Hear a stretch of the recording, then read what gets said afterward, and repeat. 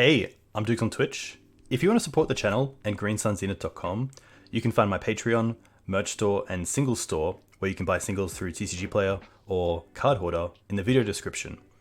If you want to get in contact, you can also find all that info in the description below for things like donation deck lists or just wanting to reach out. Alright, let's get right into it. Yo, hey team, welcome back to Dukes on Twitch.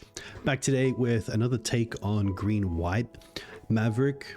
I recently did a YouTube video on Green-White Maverick at the request of That Maverick Joe, a patron, who wanted to kind of rebuild the deck from the ground up and just see what was missing, what are some of like the key weaknesses, key strengths, what's sort of the core of Maverick these days.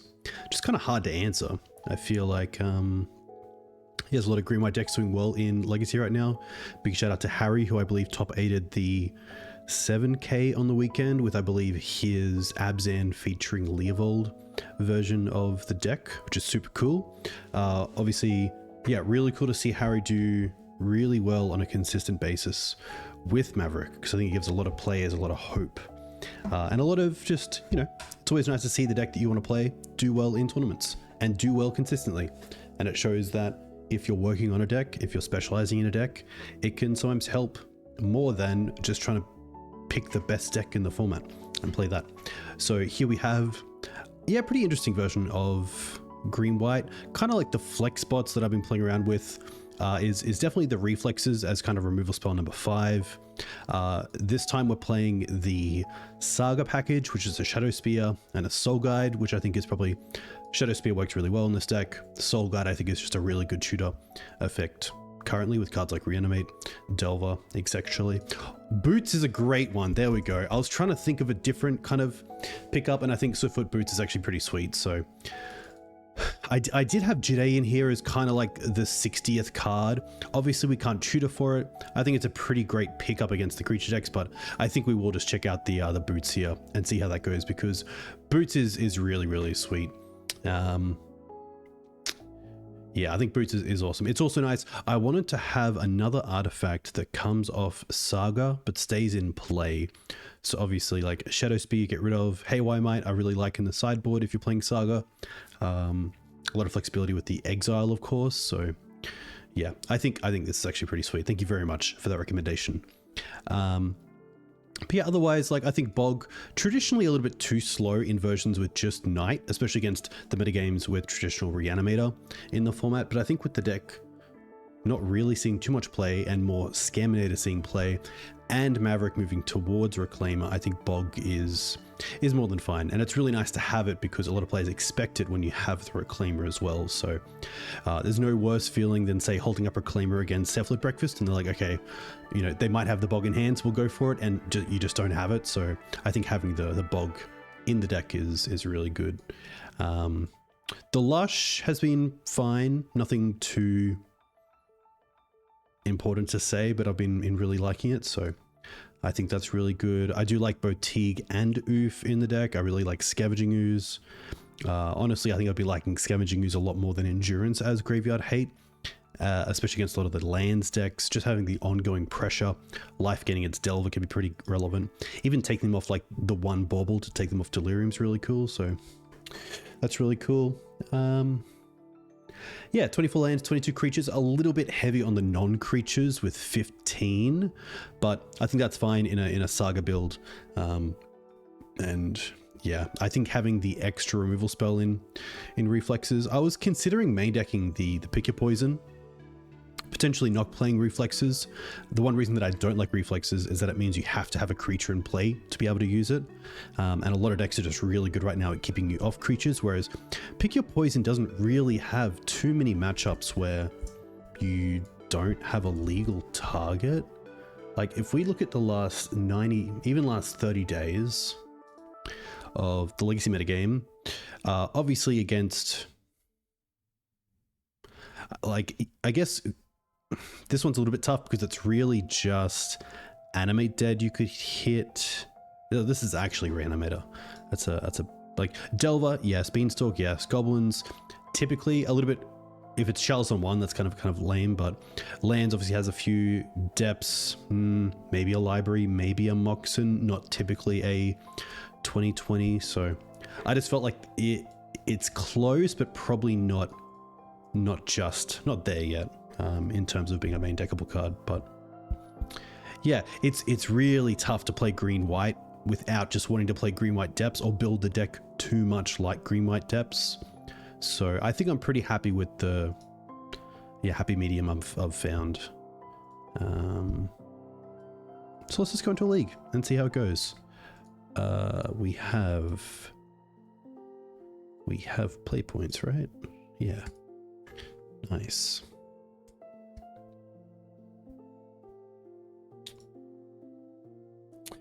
Yes, Panda, that's very true. Yeah, Pick Your Poison is a really interesting one because I feel like a lot of the time Maverick doesn't have the authority to be able to control the choice in a lot of games. So sure, you might have Wasteland for Saga, but if your opponent has Saga out and Exploration and you Pick Your Poison them and they choose Saga because they have a Loam and don't get rid of the Exploration, it's pretty rough. It is a 1-for-1, but typically a lot of the time it will work in your favor. Another good example is your opponent has an 8/8 Murktide and a flipped Delver, and it can be a little bit awkward when you're wanting to deal with the Murktide, but they obviously get rid of the Delver.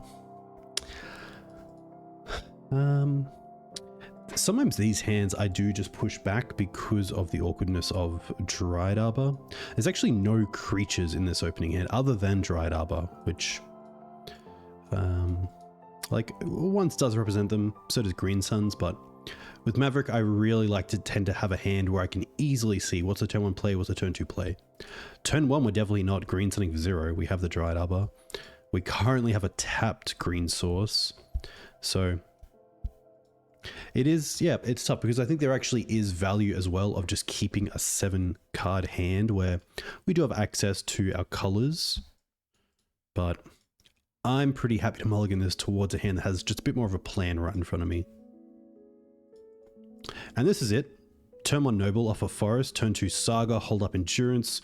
We have double Sword, which can be a little bit awkward without a white source other than Noble, but I think I'd keep this and then either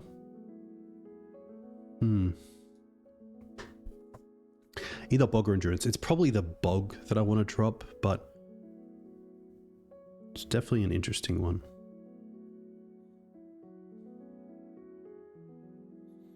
Interesting. I wonder why your Prime sub isn't working. But Casey, you support me in many ways, so please keep that for another streamer that you watch. We're gonna keep this. It might even just be the second sword. And keep just the 3 lands. I mean, if they're a grief deck, being able to just play the Bog is quite nice.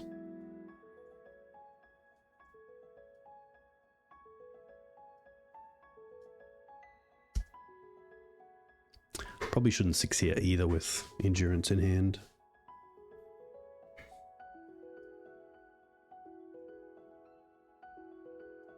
Okay.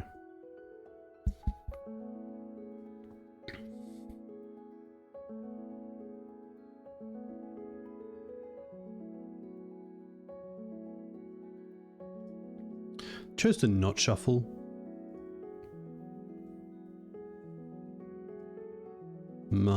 Alright. Well, pretty easy choice here. I think if they either daze this or untap and hit us with Bowmaster, potentially it's playing Bog next turn and then Saga the turn after. A little bit awkward here with the Endurance, needing double green, but didn't expect Trop. Okay. Ponder with these lands. I'm moving towards Saga this turn and then Green Suns for either Teeg or Ouphe.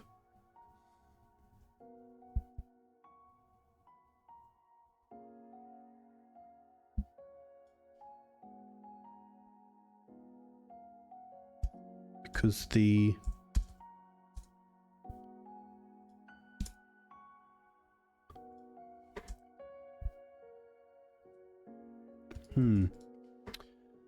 feel like my hand's pretty good against like the mid to late game. It's just, how do I lose this game? And it's potentially the next turn. Like they didn't shuffle with the ponder, and they didn't have removal this turn.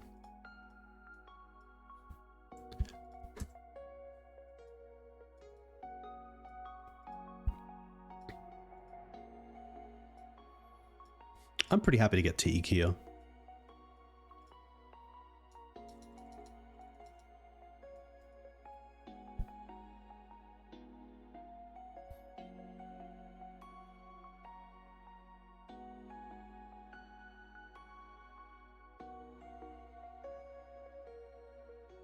Okay.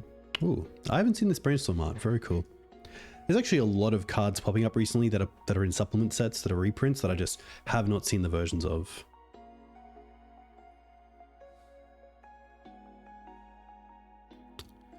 Force it pitching a Stifle. Okay. Well, that's good to know about. Potentially this is just like the Sultai Beans or like Bug Midrange deck that I've seen a little bit around. Thanks KC, too kind.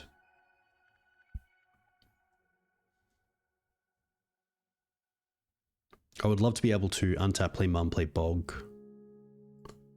Alright, let's start with Mum.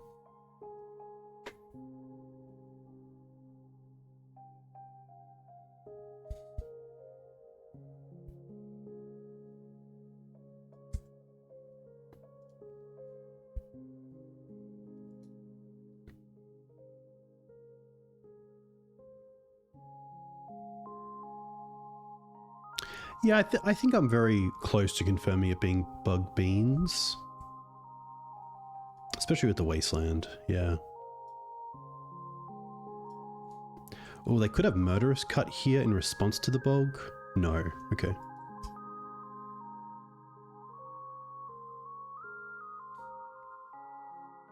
I do love seeing cards like Murderous Cut make their way back into the format.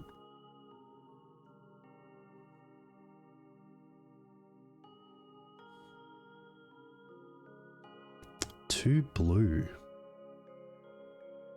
Counterbalance? Petty Theft. Wow, I am really lagging here.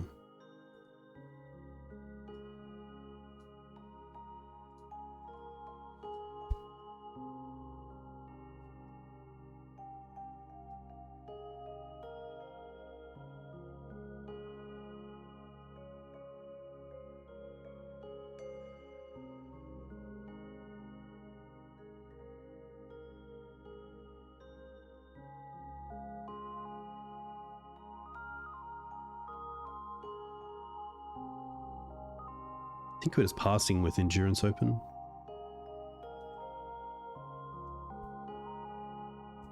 They got rid of the Mum, which is interesting. It makes me think they don't have removal in their hand right now.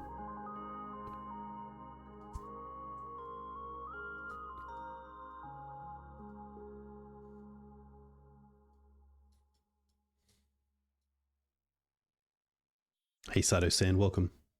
Hope you're doing well. They only have 1 card left.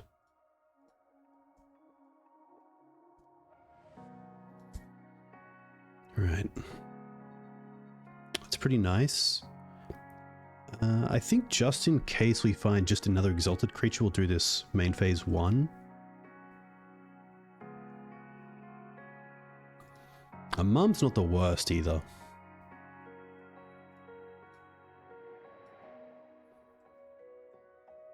Could play the second main. I was thinking of potentially... Like, I was thinking of Bowmaster there, taking out the Noble before we go to second combat. Or second main phase, but... then they just take out the Mum anyway. This can't block.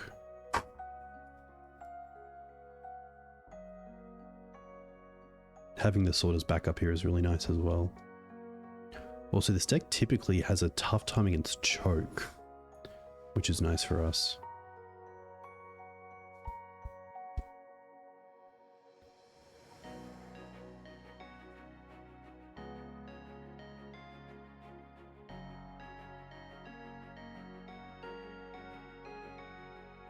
They keep on top.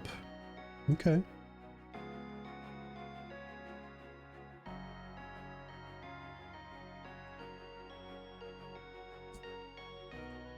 Strix.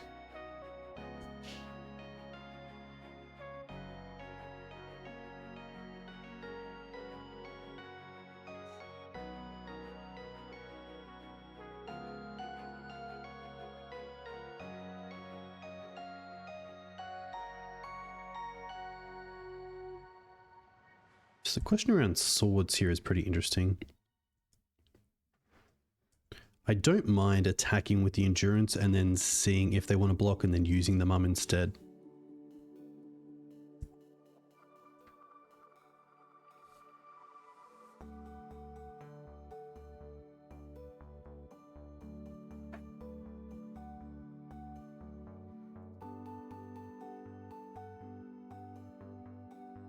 It's good to give pro black. Ah, Stifle. In that case, I'm happy to use the swords on the Strix.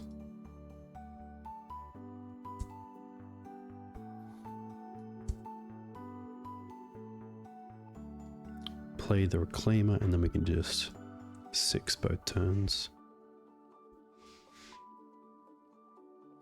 One thing to note in a Saga deck is to always have a draw stop so that after your draw you can think about things like, do you want to be moving towards Saga in the draw step to then get a second trigger in the main phase 1 to kind of speed it up by a full turn. But the issue with Reclaimer compared to Crop Rotation and other Reliquary is that the Saga comes in tapped, so you won't be able to make a construct right away.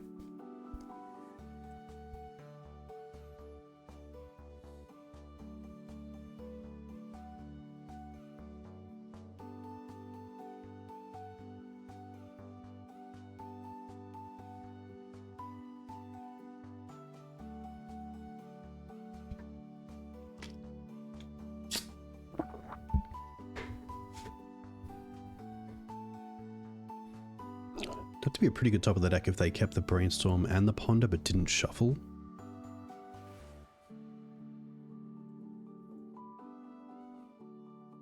Chose to not shuffle. 2 cards left.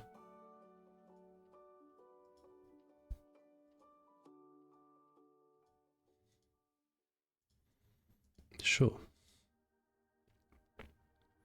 There's definitely a thought of like, they haven't seen Bowmaster yet, so potentially we should keep it alive and, you know, use the swords. But Murktide can make things a little bit tricky.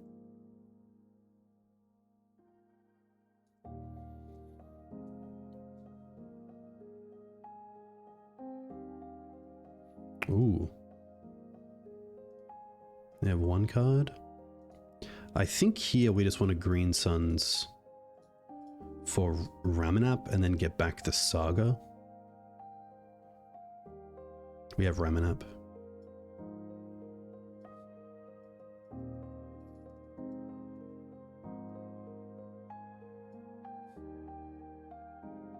That also allows us to hold up Reclaimer, which is pretty sweet. And then honestly at this stage I'm pretty happy.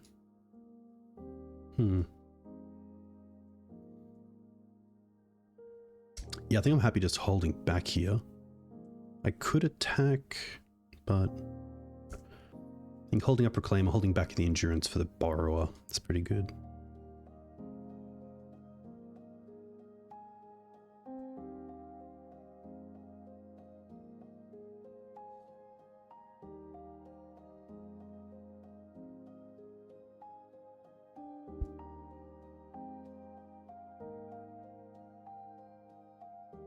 I also don't mind getting Wasteland here, getting rid of the Bog. Yeah, they obviously knew the top of the deck from the Ponder, just couldn't really beat the grind, which is really nice. I think there what we do is end step, get rid of the Bog, get Wasteland, untap, and then we get to Wasteland them off either black with Ramunap or green. This is always a tricky one. I like the chokes. I really like the veils. I'm not a big fan of, say, the Teeg, the Ouphe. The Thalias are a little bit sketch.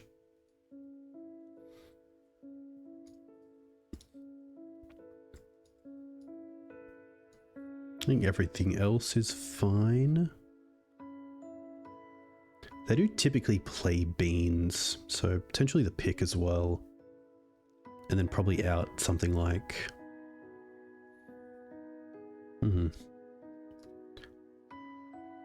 Probably Soul Guide. Yeah. I still like the X ones because of what they typically do before Bowmaster comes down.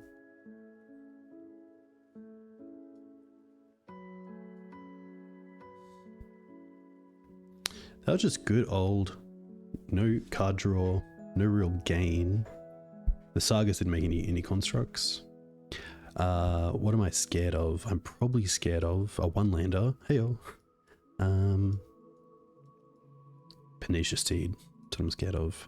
Happy to mulligan this. Against this sort of matchup, you just want to be making your land drops.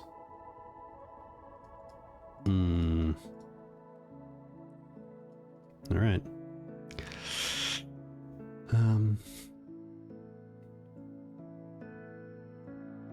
There's no green source at the moment, but I think here it's going to be...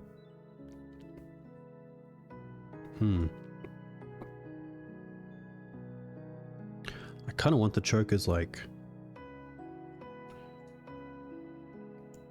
I think on 5 against this deck, because of the value they produce, I need some sort of haymaker. So I think it's the Knight and the Plains. And then just hope to draw a green source off the top. And probably the first 2 turns. After that, it's going to get pretty grim.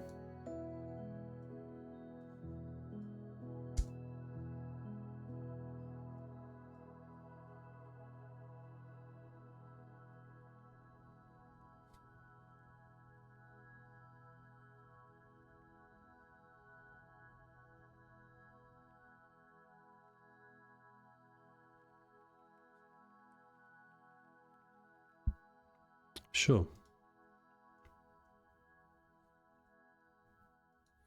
For this style of deck, I don't think it's worth bringing in the Surgicals just for reanimate. I think there's other ways to fight. Like, I think Veil of Summer is a really nice way to fight.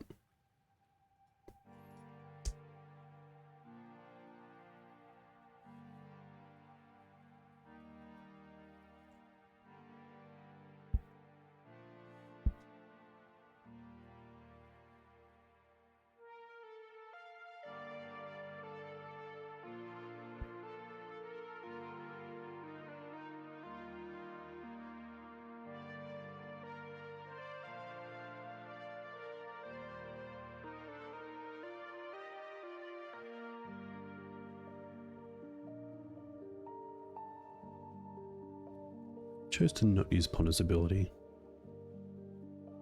Okay. I'm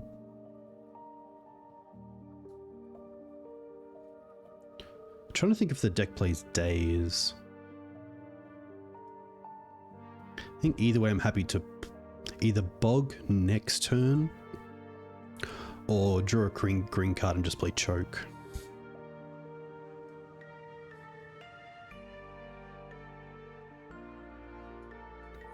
Just going to Swords now to play around Days.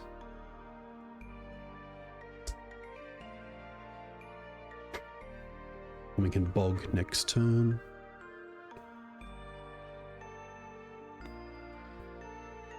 Oh, that was our first spell, wasn't it? Yeah, sadly.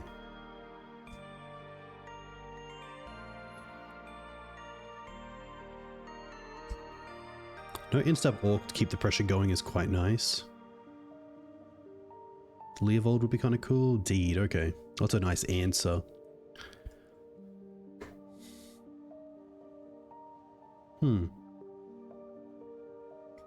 I will play this. Especially if you draw into Mum. Be great to play Mum, equip Mum. And potentially try to push the Deed before they have the mana for it. No hardcast. Grief. Ooh.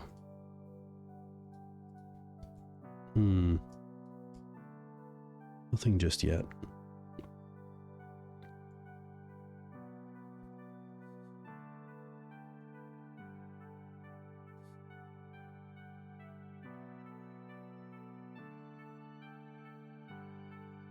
So a green card off the top is pretty sweet. I think with the green source, we're first going to use the once to find another green source, just in case of Wasteland.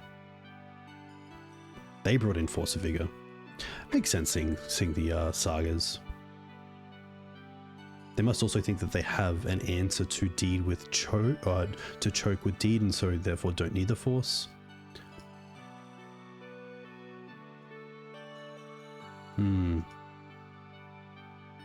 At least that's a little while away.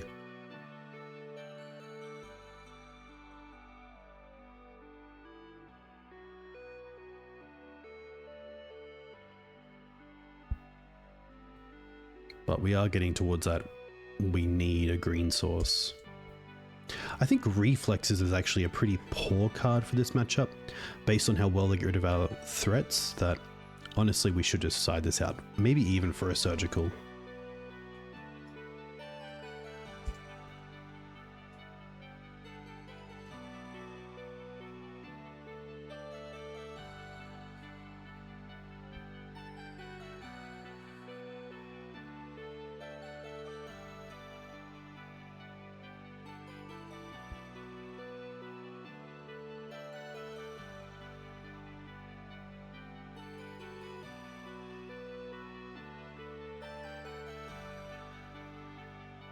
Thoughtseize would be pretty baller here. It would allow them to Strix. Okay. Thoughtseize would allow them to get back the Uro this turn.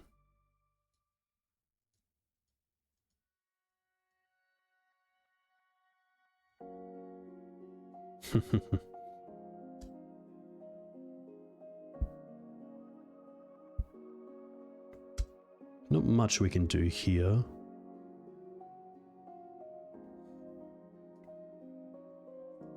It's tough as well because now we're at a stage where if they get back the Uro, if we find a land for choke, they've already got the threats in play.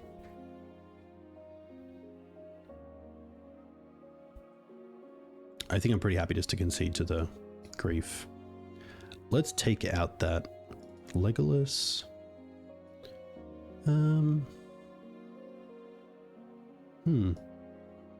So there's a case of like bring in Path so that if Uro hits the field or any other threat that we really care about, we have the Path to deal with it. Surgical deals with it in the graveyard. I think actually Soul Guide can just come back in. I think that's a good little swap. Pretty happy to keep this.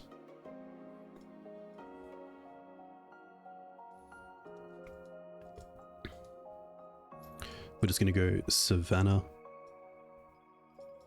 into Reclaimer. There is an interesting thought. Like if they have Fatal Push, maybe the Mum's actually better here because we can get it down before Orcish Bowmasters and have to like make them either have a Force or a like Fatal Push.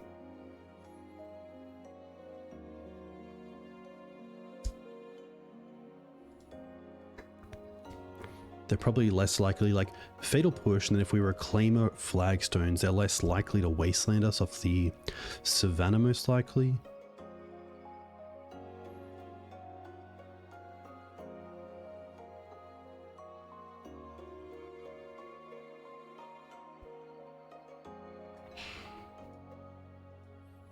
Okay. They could still have a card like Snuff Out, to be fair.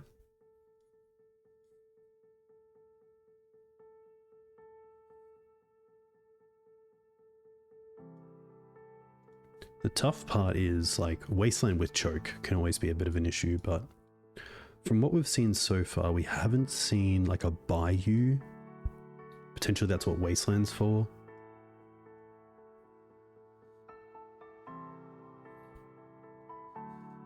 Liberator.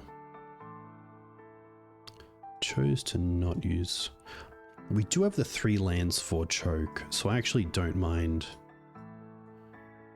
Wasteland, play Reclaimer.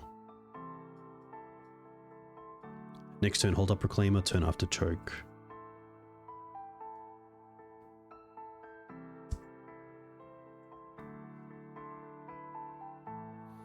Having the Reclaimer online as well for, like, the following turn potentially to keep Grief off the field is kind of cool.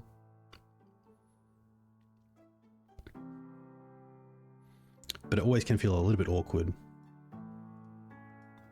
Force of Despair. Okay. That's fine. I mean, they pitched a Bowmaster to that, so... maybe they're trying to get us with a Wasteland here. Wow, they actually kept a 1-lander, but they kept a they kept the Ponder. Wow, that's a huge draw. That's a fantastic draw. I mean, you didn't like the first one, so how do you like the second? It's gonna be a 3/4 as well.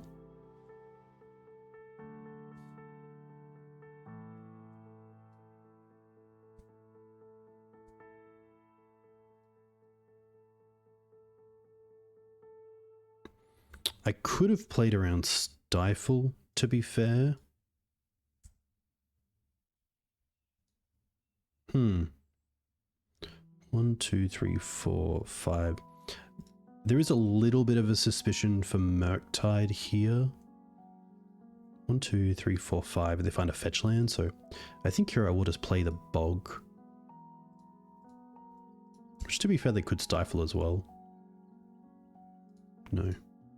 We'll fetch to make this a 3/4. Probably this turn because we're not cast. Maybe we are casting the Liberator. And then just attacking with the Reclaimer. I don't mind that. Just really try to pressure them while they're off pretty key mana. This also keeps them off Murderous Cut, which is nice. Like, cut into protection at untapped land, Bowmaster.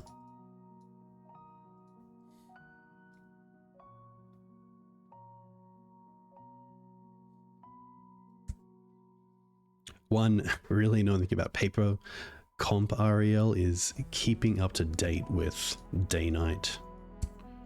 That can be pretty brutal. There's the Bayou.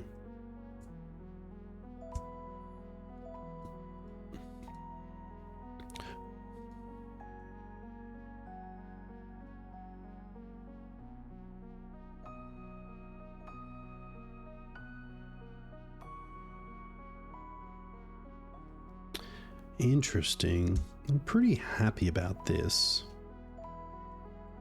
They got a 10.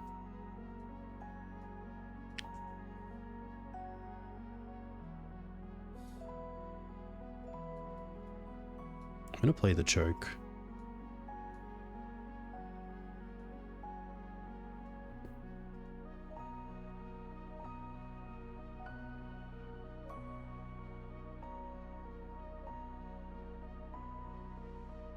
And then actually I'm just going to go all in, get the Noble down, and pass.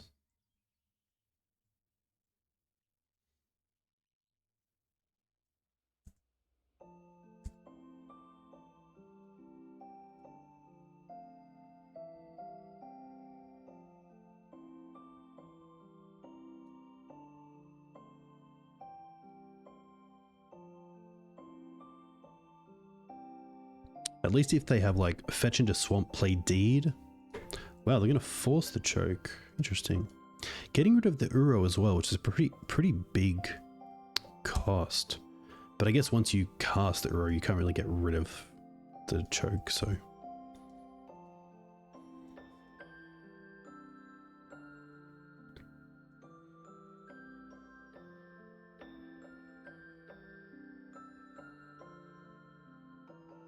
This might even be a race towards Shadow Spear, and so using the Reclaimer in my draw step might be relevant.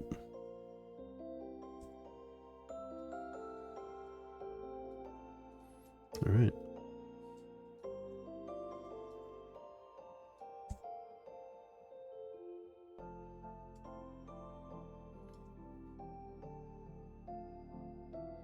Seeing that we're at multiples of 6, this actually is going to be the case.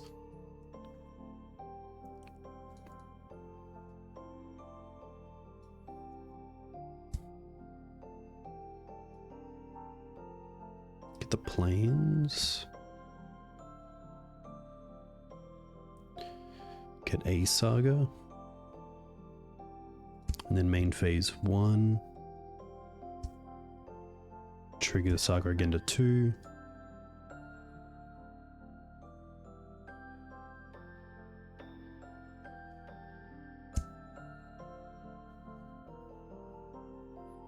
Combat I will attack for 4.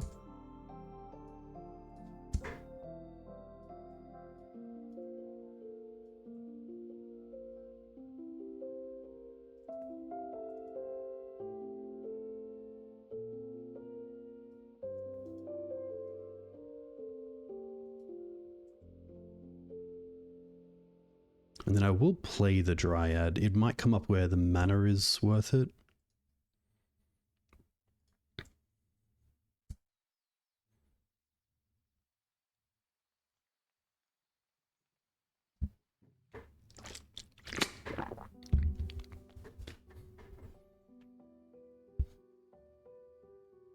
Brainstorm into Bowmaster. Be pretty good here. I'd love to see them just untap. Please. They're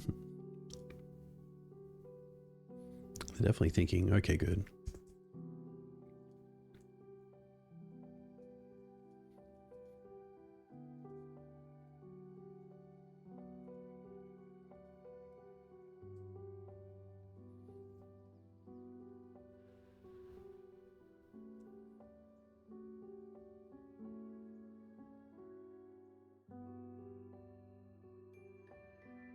Strix is fine. We get to kill that on attacks, potentially. Can they play another spell here?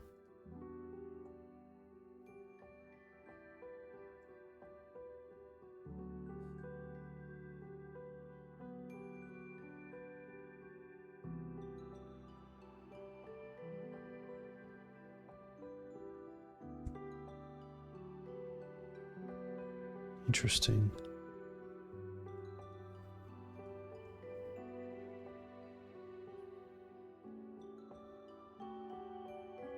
Wow. Okay. So we have access to 2 mana for Shadow Spear. We have access to 1 mana for Pick Your Poison if we really need it. We can also make it Construct.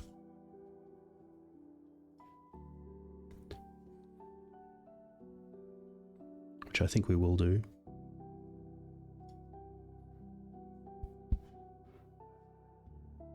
Boots would also be pretty interesting. I was thinking Shadow Spear and swing.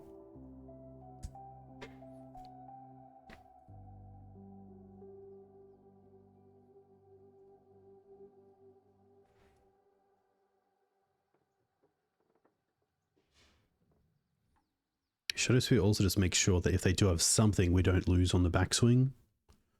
But Lava Boots is pretty sweet. Lava Boots swing with the team. 1, 4, 5, 6, 7, 8, 9.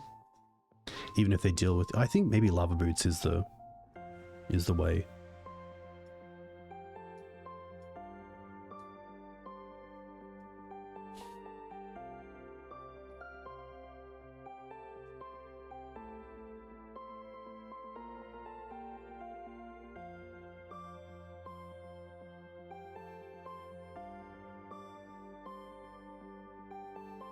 Ooh, Force.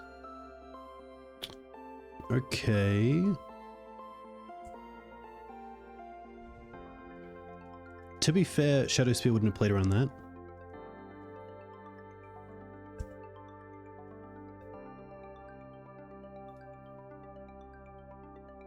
Each opponent sacks an artifact.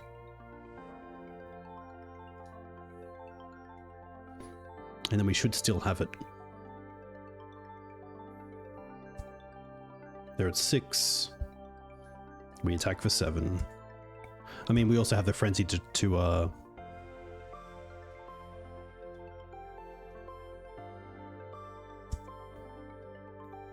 trigger as well. So we actually didn't need the pact or the pick, which is kind of cool.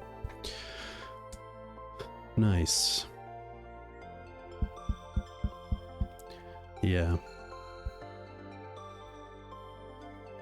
Very cool. Saga, they're getting our little card effective, which is nice.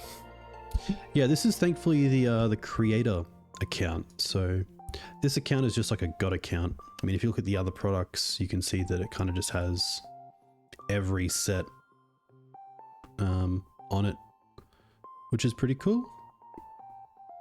Oh, it even has the avatars I could use. That's pretty sweet. Marit Lage. Oh, okay, that's pretty cool.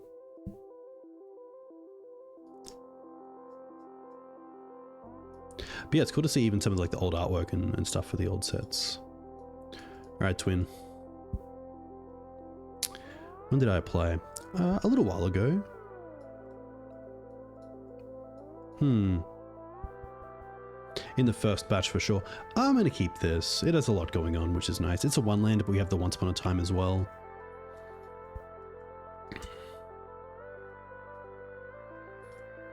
Because...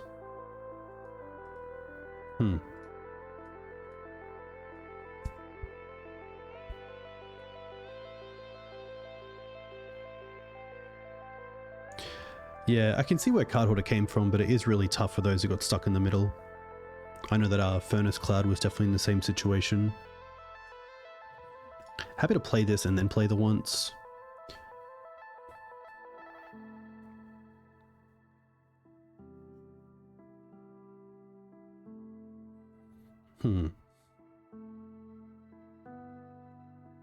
It's probably just a Wasteland here.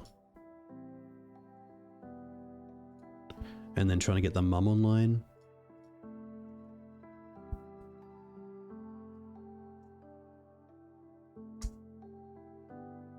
Card Hoarder was a sponsor of this channel for a long time, where they gave me access to a free account so I could just rent what I liked. But due to the new, I guess the new creator program, they've actually pulled back their own.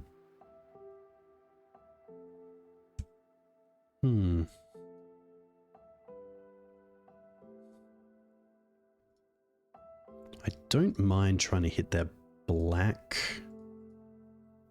and then going for just Dryad Arbor here.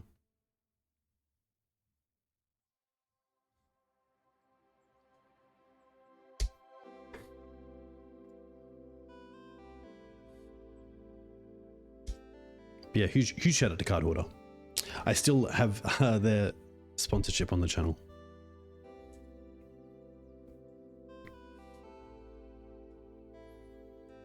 Double Trop, okay. I think here...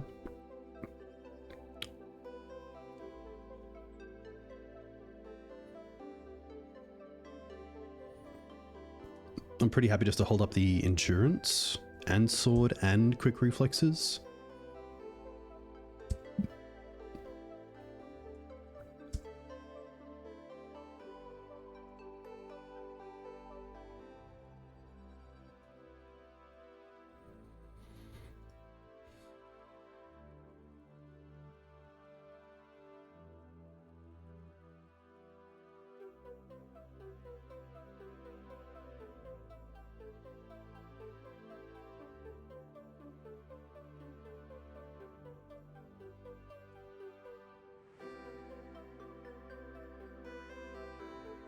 Just the one.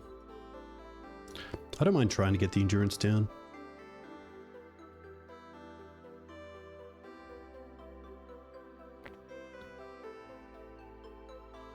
Okay.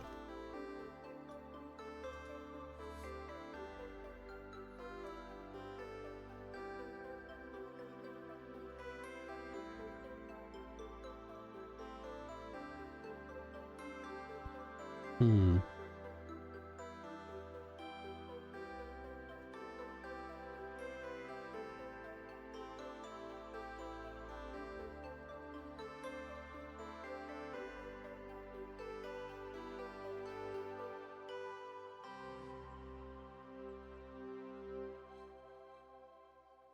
Do you like Reclaimer here holding up swords and Legolas's?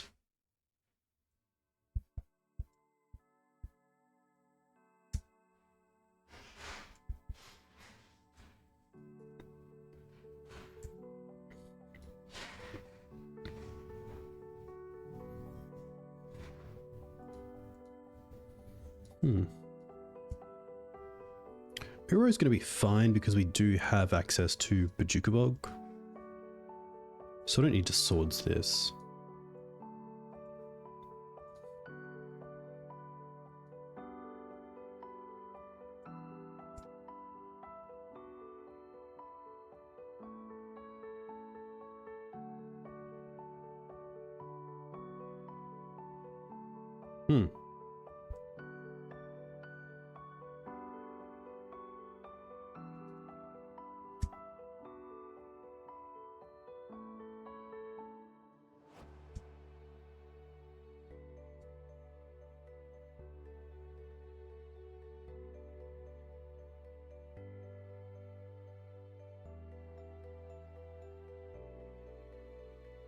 So this is fine, and they try to kill this and we can just reflex.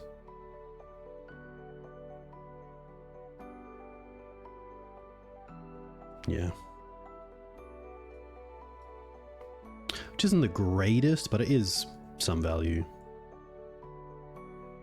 Cradle would be pretty sweet. Lush isn't too bad. They did miss the timing correct. I think they might have been suspicious of Swords to Plowshares in response, but then they would have got the bigger army for sure.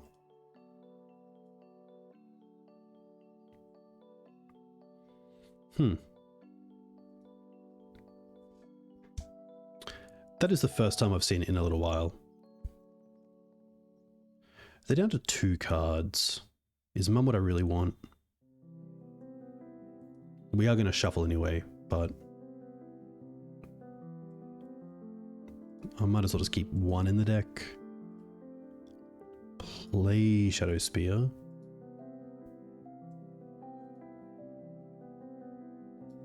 And then I'm actually going to get rid of the forest here, even though the Dryad Arbor is open to removal. Hey Elo, too kind.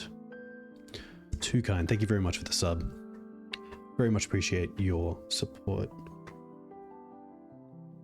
28 months is sweet. Hope you're enjoying MTG right now. Leyline Dowser. Interesting. Mill a card, you may put an instant or sorcery card milled this way into your hand. Huh.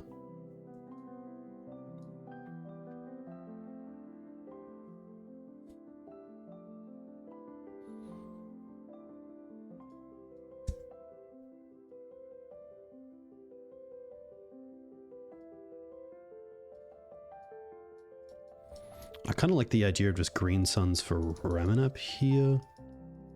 Try to Wasteland lock them. They are a Daze deck, but Force Negation. Okay.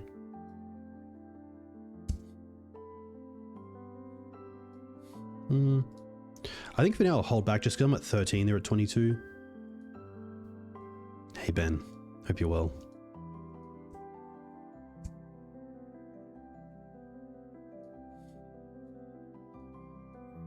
Okay, that's good for us.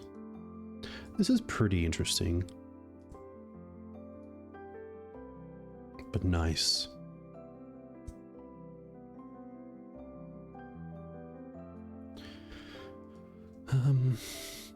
Okay. I think here, 1, 2, 3, 4 mana.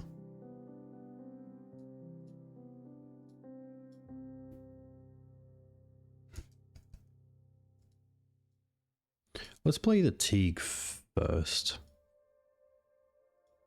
Just in case of like murderous cut. I don't want to equip the Shadow Spear. I want to keep up the Reclaimer. Okay. Well, now I think we just keep up the Reclaimer to go and get Saga. And then also hold up the Swords to Plowshares.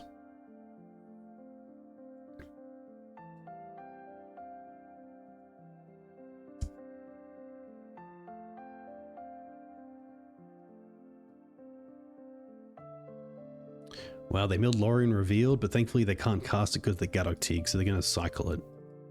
Okay.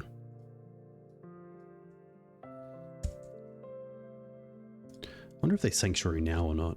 They'll probably keep the Sanctuary to be able to find an answer for the Gaddock Teeg.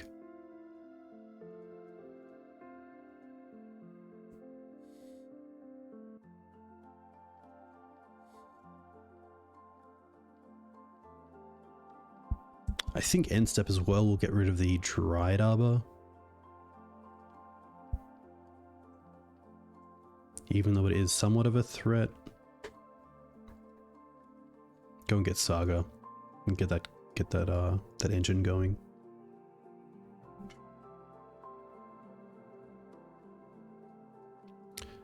Not the worst.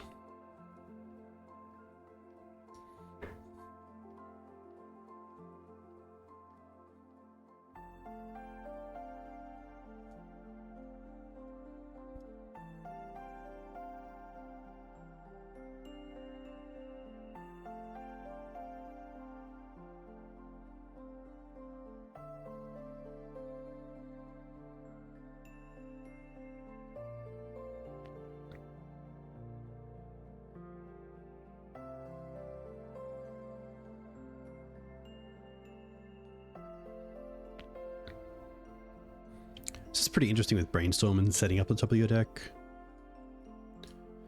Each opponent sacrifices a non-token creature. So we know about their graveyard. Or at least we know about the Mystic Sanctuary in their hand. I think the Reclaim is just a little bit too good.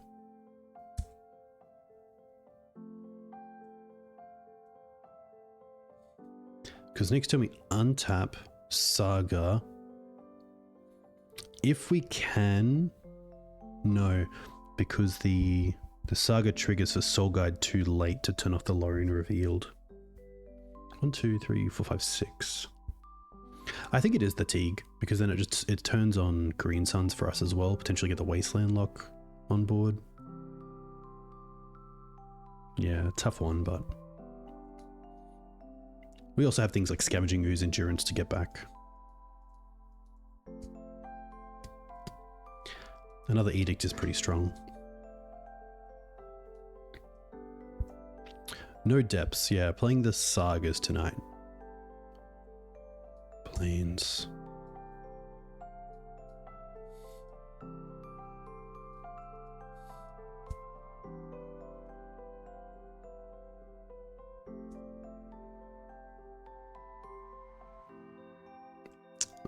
Probably just, yeah, holding a Reclaimer back to go and find the other Saga.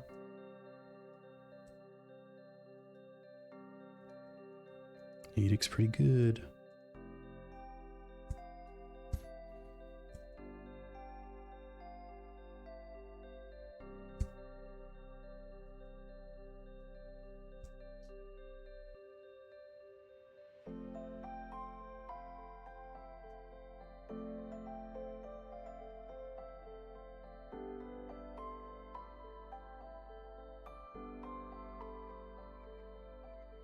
I feel like Ralph on the bus in The Simpsons, because I know I'm in danger.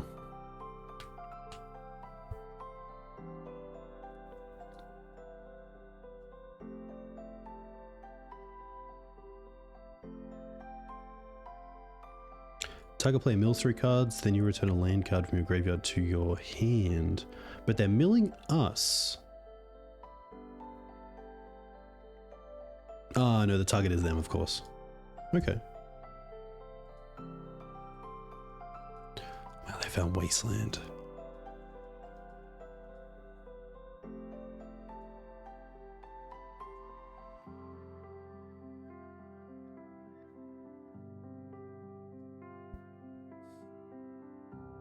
Ralph is an icon. So we know about a with a Shield Teeg. Each opponent sacrifices a non-token.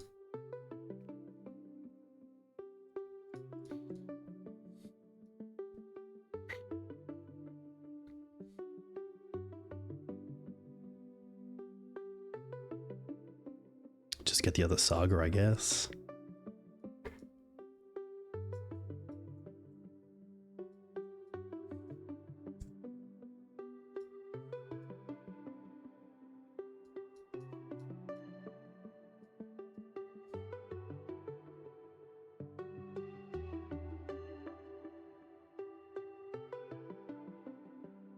I'd attack with both, yeah.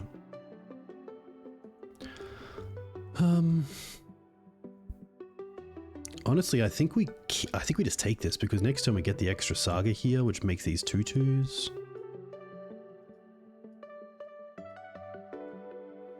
Collector Ouphe Green Suns would be cool. Ramunap. Okay, that's a start. But it would mean we lose.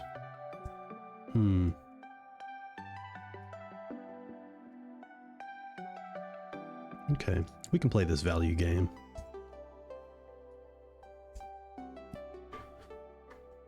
They're on 0 cards.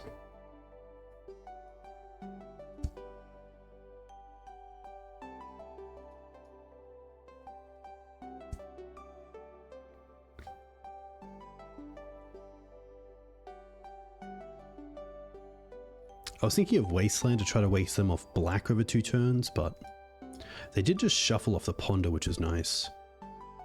They then hit another Leyline Dowser. They then hit Underground Sea. Nice. They have 1 card left.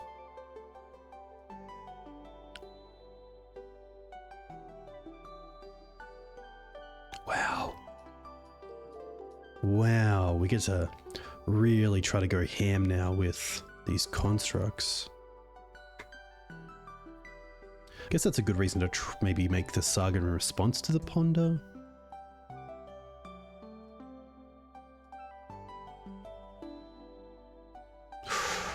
Okay.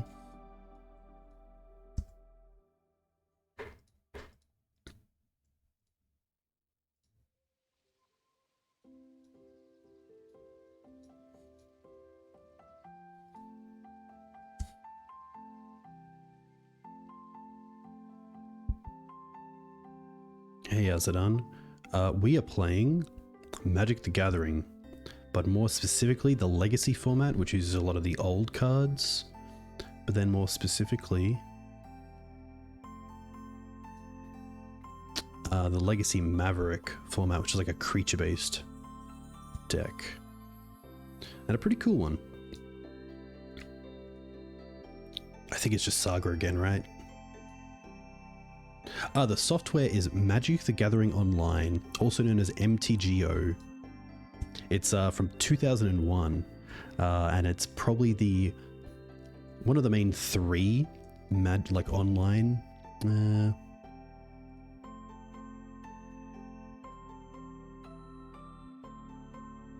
one of the main 3, yeah. It's like Magic Arena is probably the most user-friendly and newest.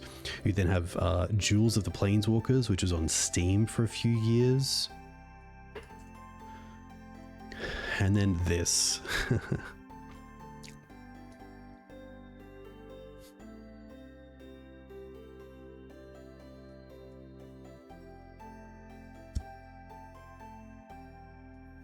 Polluted Delta.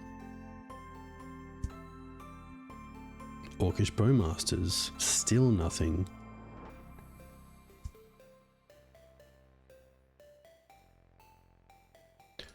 Wow. I mean, we're so close to Lava Spur Boots as well.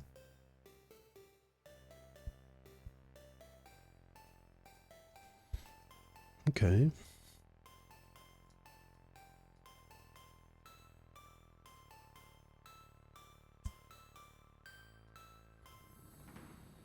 Wow. Wow. I did not expect to get out of that. Both of these games have been really grindy blue decks, and I just did not expect Saga and Ramunap to do so much work. Alright. What do we like? What do we see? It was a bug style deck, so obviously I do like the chokes. I do like the veils. I don't think I want the Haemai Might. Pick up Poison's interesting as just another way to deal with the artifacts and enchantments. Gaddock Teeg isn't great. Probably does a little bit more for us. So I don't mind getting rid of these two. The Ouphe is, again, interesting. Like, it does hit their other ones.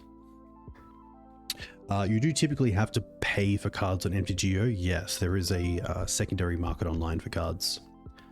But depending on your format, MTG Goldfish is actually a really good site to use, which I'll quickly show you as well. So MTG Goldfish has a section where you can go to popular decks in metagame. Let's say you're a modern player, and then here it'll show you the tabletop and the MTGO ticks numbers. A tick is usually around a US dollar. So you can either, of course, buy ticks through Magic Online or players, or you can get a rental service like Card Hoarder, who actually sponsored this channel for a long time. And Card Hoarder allow you to search for cards and then add them to your cart. Like this is 0.01 tick, and then check out. And then these guys also have rental services, so you can, you know, for $30 a month you can rent up to 600 ticks worth of cards, which is kind of cool. Reflexes. Teeg is interesting. Haynos, welcome.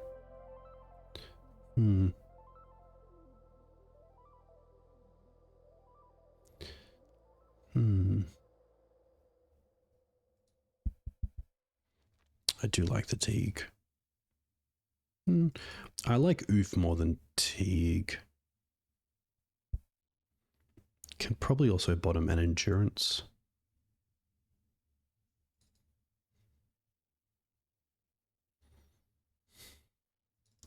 And one Noble on the play, on the draw. You're welcome, anytime.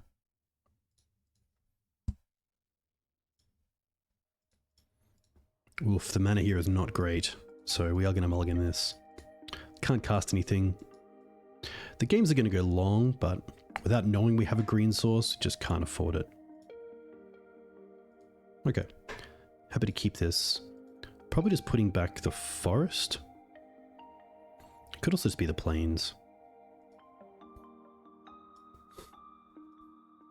I don't mind forest pass. Nice. It's pretty good.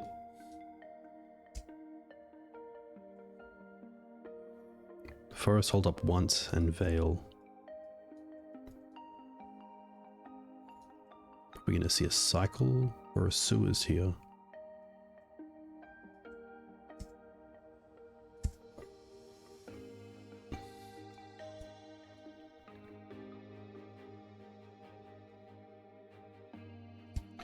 They shuffled and they didn't play a second land, so here we just want to find Wasteland with Once Upon a Time. Come on, Wasteland. Oh no, but we do find Saga. I mean, a second Saga here is just as good.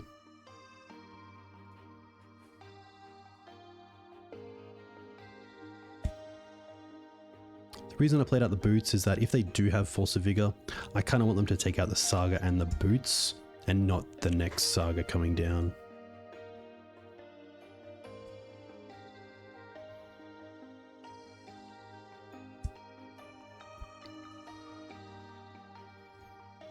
A really important brainstorm here for our opponent, who has to find not only a land, but most likely a fetch land as well.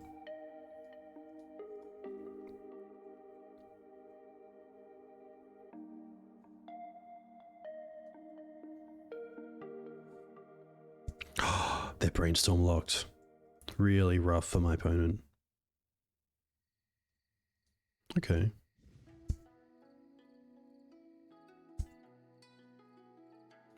I'm going to play just the Windswept Heath here because I want to get maximum value off my Sagas. And then one thing I'm going to do is I'm not going to fetch until my opponent's upkeep. Because if they do have Force of Vigor, I don't want to fetch and then in response they deal with the Saga and the Boots without us having the mana to actually make the construct. And by doing it in upkeep, they can't just cast the Force of Vigor for free. Also pretty happy at this point just to get a Savannah.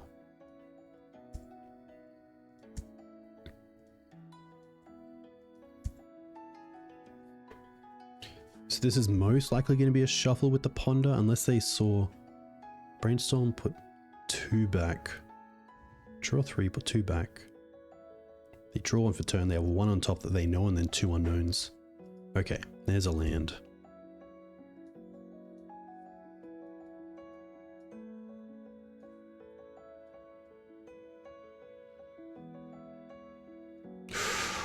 Nice.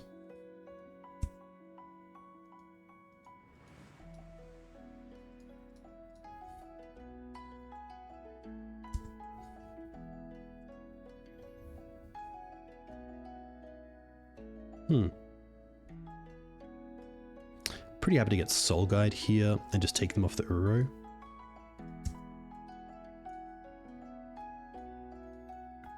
And then it's...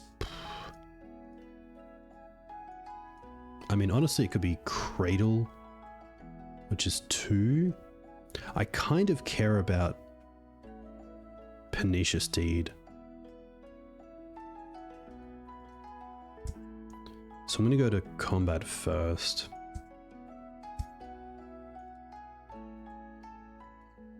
And then play the Wasteland, taking them off black.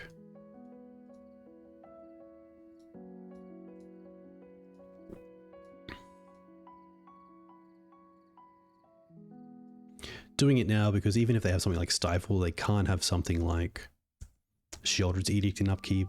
Should be a little bit rough.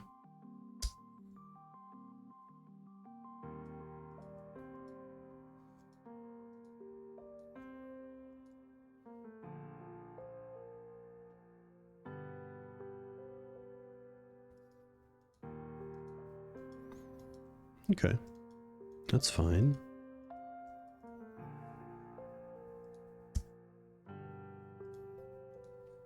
So we have some options here. We could play the other Saga, hold up Veil, play Reclaimer. We could also play Wasteland, take them off Underground Sea. They return Misty Rainforest to their hand.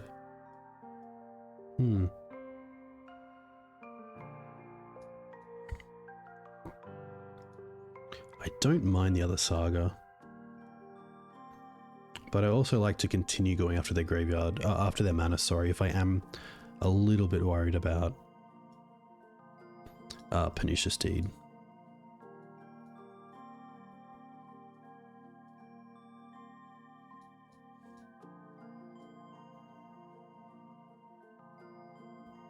They're going to force this. I'm pretty happy to Veil that, seeing they forced it. They're going to daze it, that's fine, they're down to 0 mana now.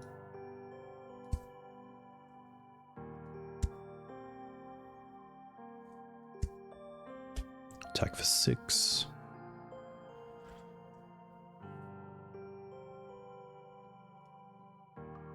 Now they can we draw an artifact? That'd be cool.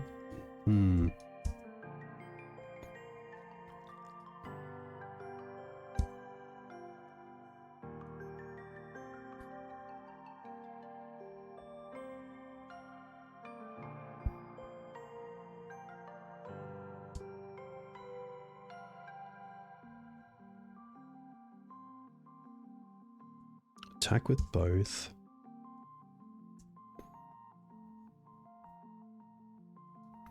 Well, yeah, no Force of Vigor there is pretty huge. I'm also just going to Green Suns for Ooze here. Ooze I can hold up with the Cradle, which is nice, and then we have the Saga next turn as well. This also deals with the Uro in the bin, which is obviously pretty far away, but yeah, like, that just showed you how good it was to have the Saga again. Crazy.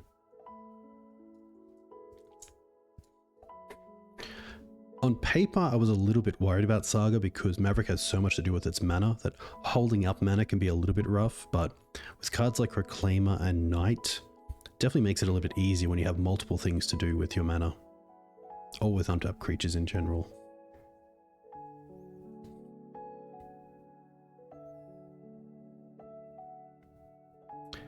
Yeah, I wonder if they...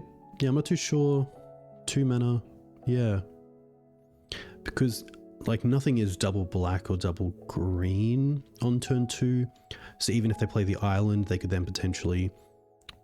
Yeah. They would have to have Orcish Bowmaster most likely to deal with both.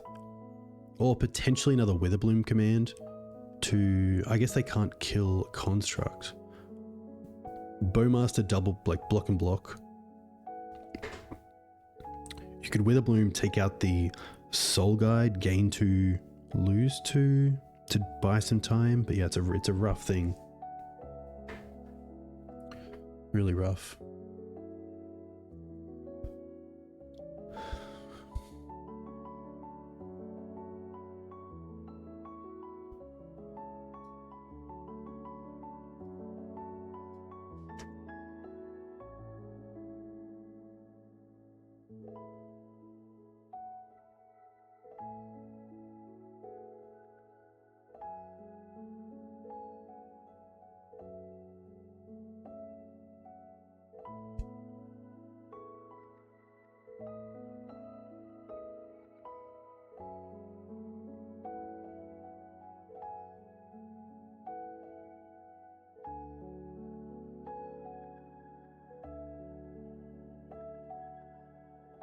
Yeah, pretty cool. 2 BUG Midrange decks.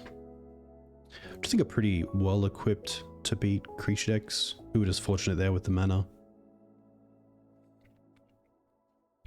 But the Millstone's very interesting. Yeah, the Cradle is kind of cool once you get the Sagas going. But I guess Cradle's just cool when you have creatures in play. But these games are grindy for sure. 2 games. Nearly 2 hours. Yikes.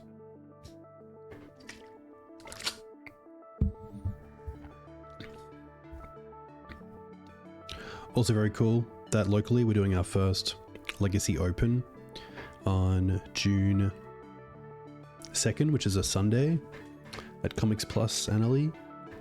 Should be sweet. Got some dual lands lined up for that as well to give away, which is always nice. A little bit harder these days with prices, but thankfully being able to get some help from some players who got them a little bit cheaper than it cost, and happy to give them away.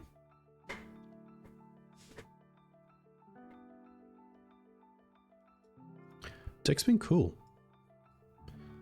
The reflexes hasn't been great, like probably rather just a Dismember or something else. But yeah, the deck so far has been sweet.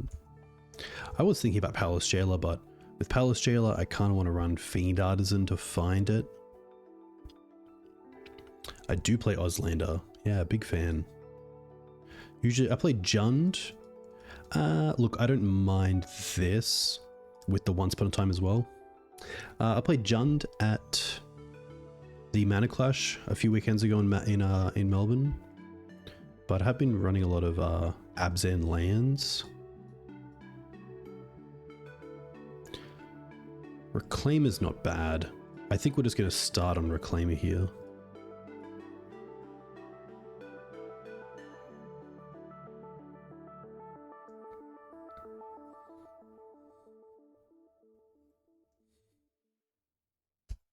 We do have the Bog in hand, which is a little bit awkward. But next turn we have... Wow, okay. Interesting to Wasteland us, unless they have a Mox Diamond or something. Grief, okay.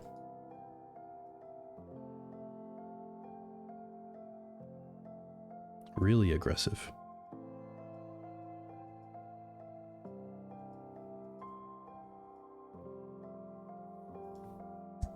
I think here we're just going to Bojuka Bog them because it actually takes care of 2 creatures to some extent. It gets rid of the grief, but it also gets rid of the Wasteland, so that if they reanimate our Ramunap, they can't just Wasteland lock us. I would like to play the Lush, but I feel like if they went Wasteland into grief, they're trying to keep us off the ability to Bojuka Bog.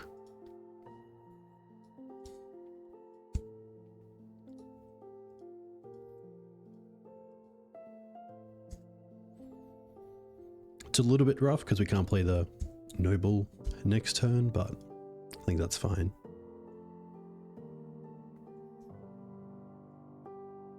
Also, I do like with these sort of turns, we can just 6. Like, it's pretty straightforward what we want to do.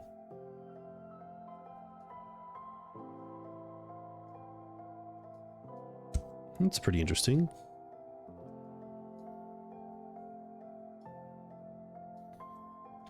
I think in this one I'm happy just to hold up the... No, I'm actually pretty happy to go for the Noble.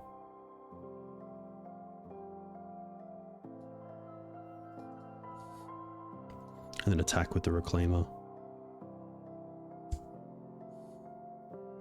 This means next time we can potentially get down the Knight and Wasteland, or even play the Knight around Days and then Wasteland.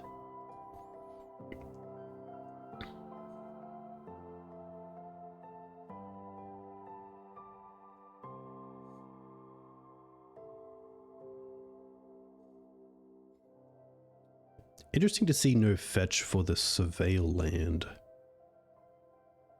Makes me think maybe they don't play it, or they're quite mana light and don't want to get a Wastelandable source. Yeah, because now they're getting an island.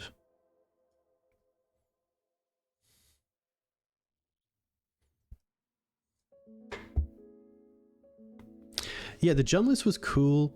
I think sadly I just built it a little bit too boomerish, where the removal just didn't line up with the threats in Highlander.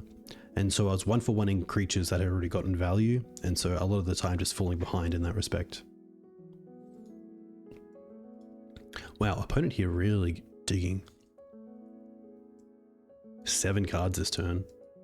They've seen 7 cards and they don't even have a Grizzlebrand in play.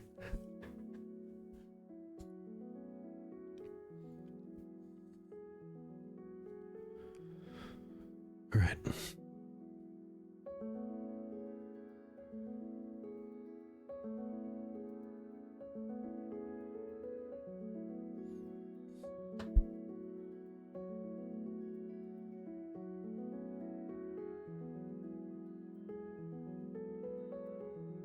But I do like Jund. Okay. So let's go for play Wasteland, play Knight around Days, and then go. Yeah, I would have loved to play Huntmaster. I mean, Olivia as well. Oof. Yes, please.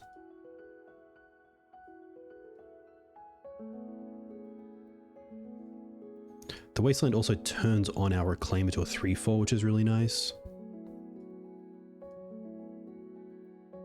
I feel like they have a snuff out. They paused in upkeep when they were tapped out. No. Wow.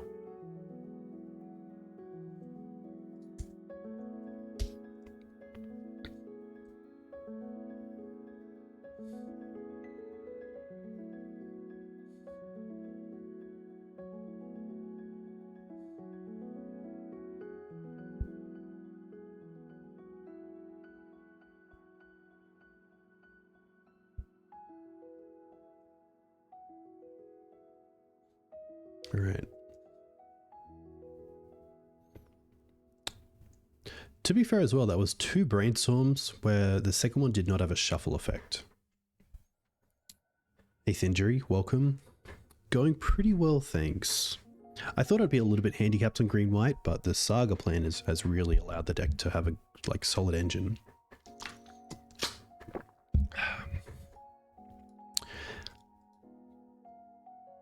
What's this going to be? Maybe like a dress down just to draw a card? Petty theft. Okay. That's fair.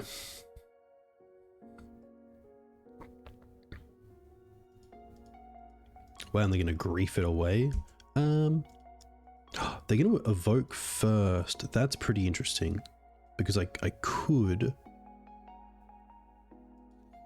endurance it, but I'm pretty happy just to let loose.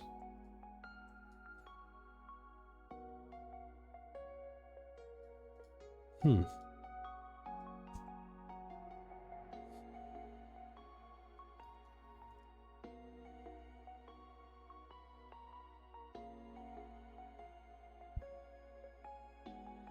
I think here we're just going to endurance them.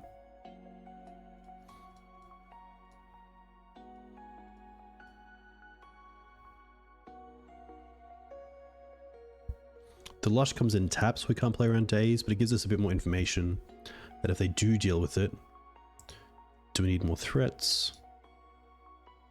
Would love to see a Green Suns. Probably don't need a second Swords. However, if they get back the Grief, potentially. If I keep Sword on top, and they have a removal spell for the Reclaimer, we don't really have a threat in play. But they are on Wasteland as a mana source, and then 2 unknowns. Actually, Island 1 card. So actually I'm going to put this in my graveyard. So I kind of want to draw into more threats. And when they're down to 7, the Grief isn't the biggest a worry, because they're probably just going to have to chump block with it at one point in the next 2 turns if they do get it back.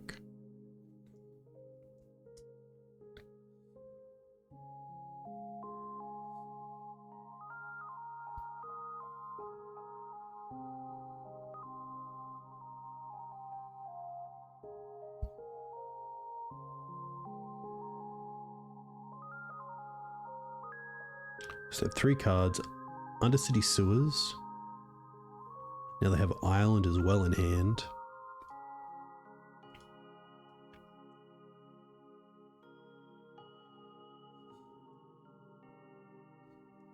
What's the draw?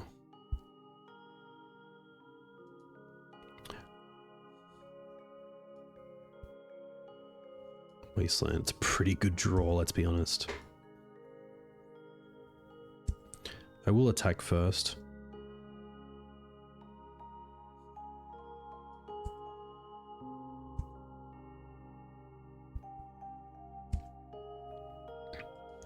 It's always a tricky one.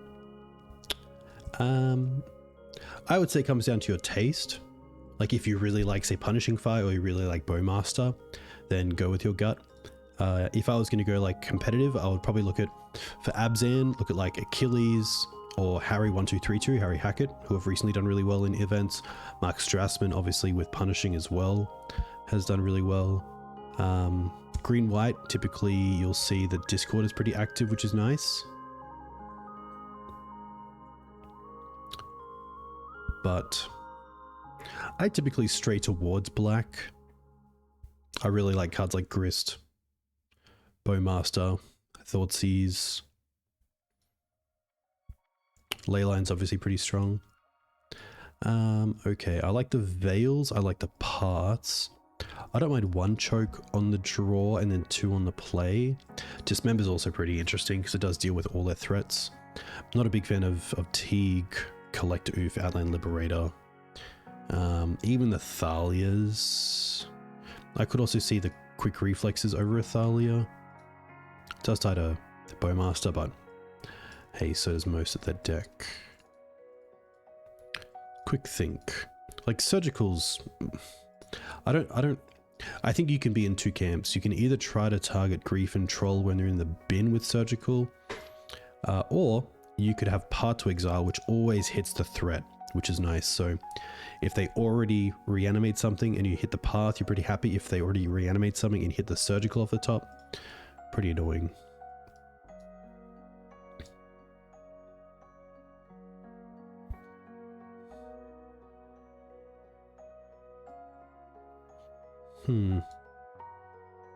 Might just be the Thalias.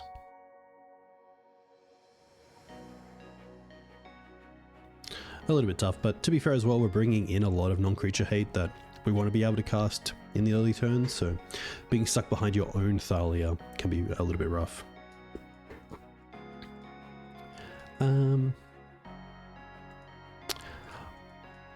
There is no opening removal, which is probably the biggest consideration for this matchup, but we have a lot of lands, which is nice. Just be able to keep hitting things, but Currently our plan is to potentially find a mana accelerant with the Once Upon a Time and a choke.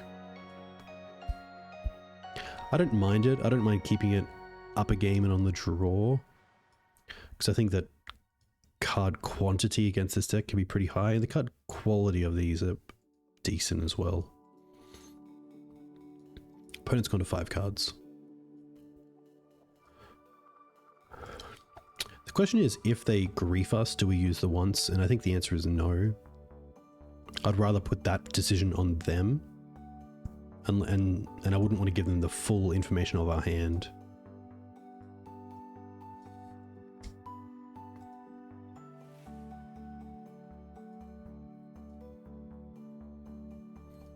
Okay, they keep on top. Unswept. I am going to once here potentially find a Wasteland. Yeah. Pretty happy to hit that.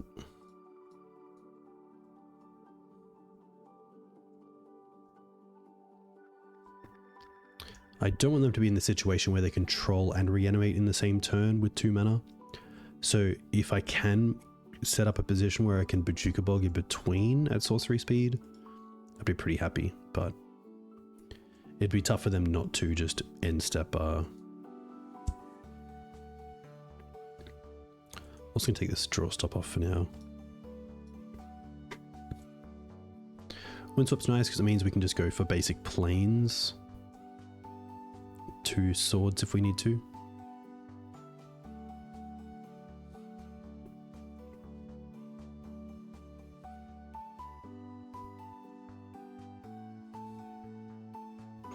And honestly, with this hand, if they do something like Troll into Animate Dead, I'm pretty happy to untap, play a land, and then Swords to play around Days.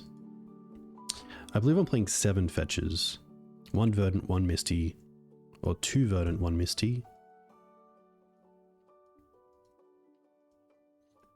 I guess if they go for a Traxa, it changes things. Yeah.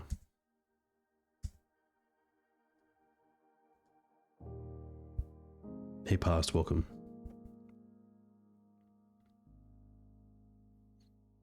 Bantlands is very cool. Just because they entomb there doesn't mean they have it though, which is great. It might just mean they don't want to draw the Atraxa.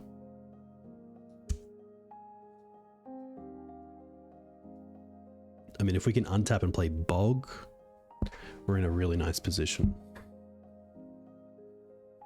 Yeah, Green-White has been putting up a fight, which is nice.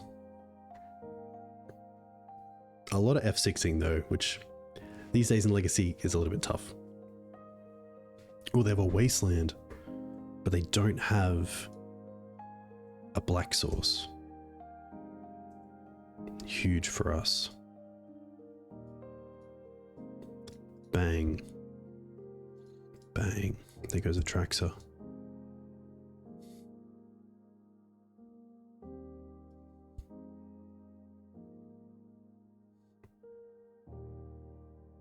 To be fair as well, they did just brainstorm and didn't shuffle, so they're currently locked.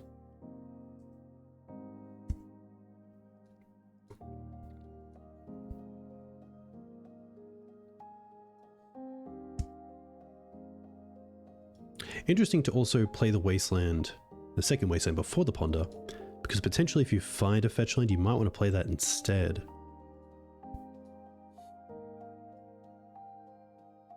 Hey Billy, thanks for the follow. Hope you're well.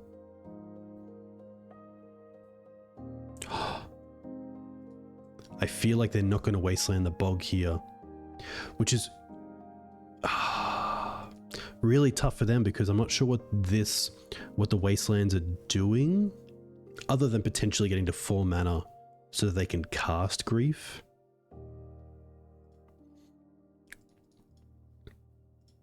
But now they need to have Days.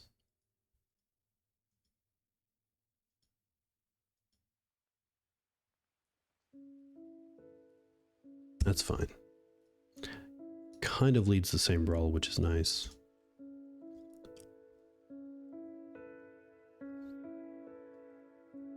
Dryad Arbor also quite nice, just in case we need to pitch it to the Endurance.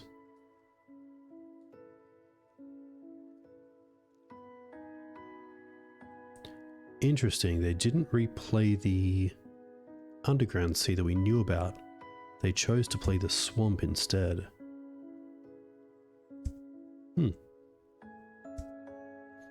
Just to confirm, we do have 2 forests. So here we're just going to hold up. Actually, I'm going to fetch now and then just hold up endurance. Hey Joe. Too kind, hope you're well. Very cool to come back to Green-White. This time, pretty similar to the build we had in round 1, but I did add in the Sagas we talked about, and they've been performing really nicely, which is awesome.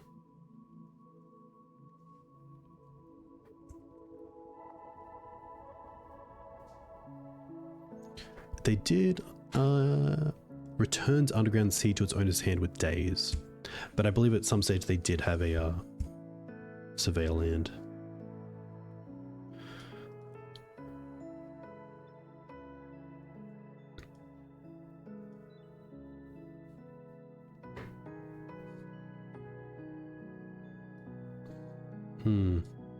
So I could endurance here, but if they have 1 more days, it's obviously tough. I could also let it resolve and then just swords it.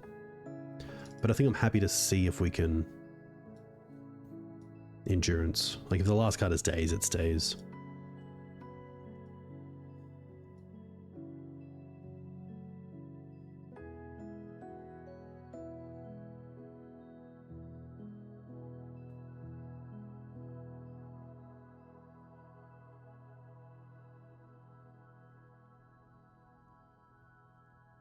Oof. Nice.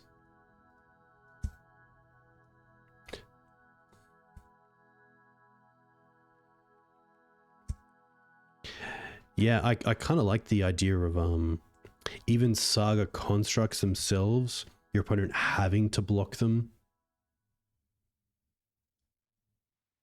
with their own creatures is pretty sweet.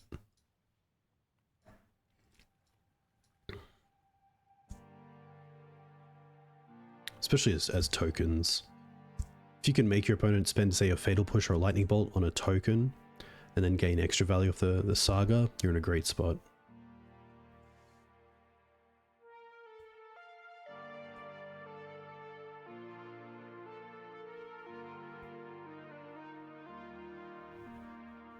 Voidwalker.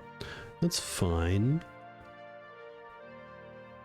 I could swords it here, but I don't really care about it at this stage.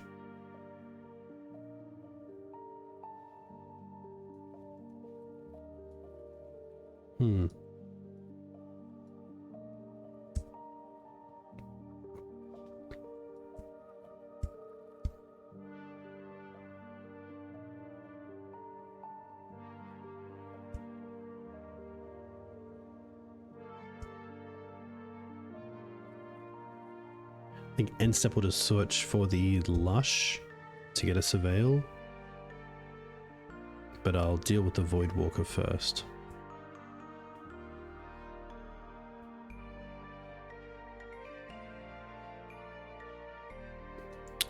Yeah, I played with Green-White Saga Depths at Locals last week, and Saga against the 3 and 4 color decks just really put a lot of pressure on them. I will just swords this, knowing that we want to use the Lush potentially.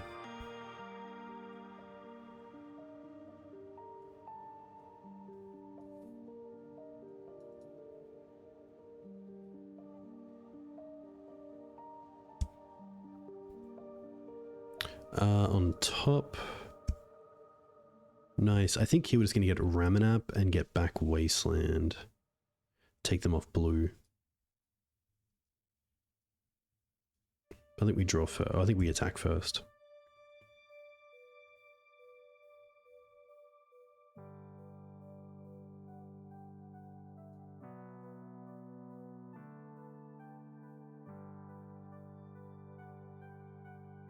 Okay. Still get to attack with the Hierarch. They probably should have done it at this stage where we declare attacks and then with the Exalt trigger on the stack they can dismember. But yeah, taking them off blue here is really nice. I think that's better than getting Knight. 1, 2, 3, 4, 5, 6. It'll be an 8/8. 9/9 with Exalted. I think Knight's probably the better play, but oh, I just played the Windswept as well. Okay, now I'm getting Knight. I should have played No Land, got Ramunap, and then Wasteland, but I think here just going for Knight is fine as well.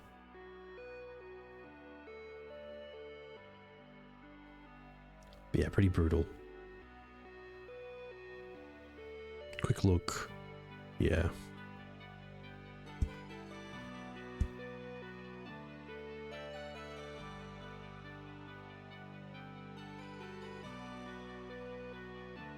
Ramunap also being able to get back Bojuka Bog could come up.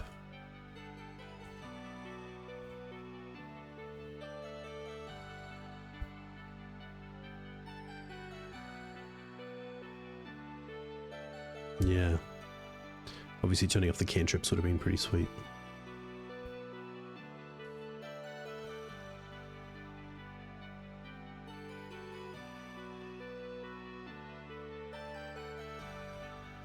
Chose to not shuffle. Reanimate Endurance. Okay. Make the Knight small.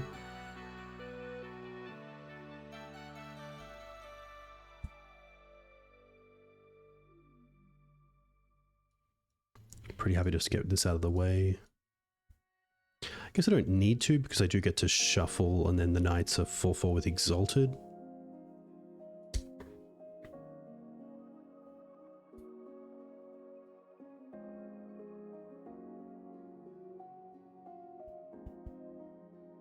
Knight can now bog, which is pretty cool. I think also I'll set a stop here. Oh no, because I have the Wasteland. I was going to get Saga and then make a second token, but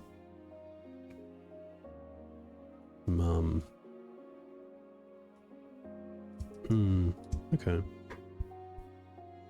They have one card. There's no creatures in the bin right now, so I think we'll play the play the Dryad Arbor. Get rid of a forest. Get a Wasteland for the Underground Sea. Attack with the Noble for 1.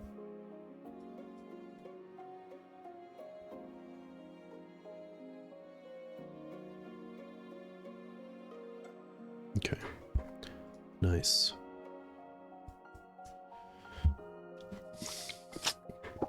But yeah, just little things as well. Obviously there we talked about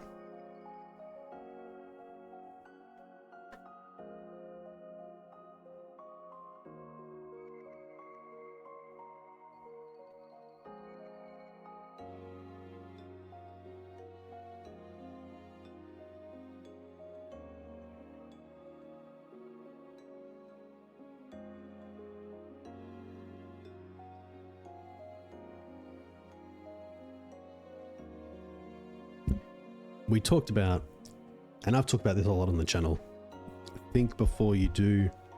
Too many times I do, then I think, we talk about it, and then we realize there's a better line. Come on now. But hey, a huge thank you to you all for watching. If you're not subscribed to the channel or following the channel, would love that. If you want to find me on Twitter, you can find me here. You can find my Discord, YouTube, all the cool things.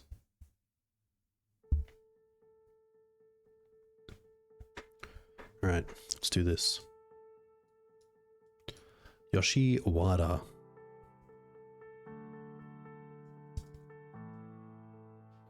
I believe... Oh, a Yorion player. Interesting. I'm not a fan of this hand with just these. I think they typically play D&T. Pretty happy to mulligan this.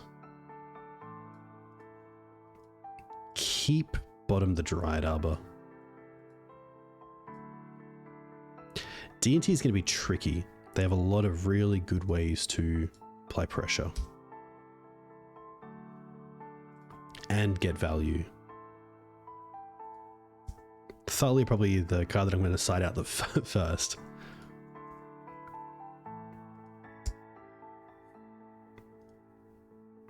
I was going to think of Doorkeeper Thralls in the sideboard, but I cut them without having access to... Without having access to Fiend Artisan. Oh, they're on a 1-land hand. Interesting.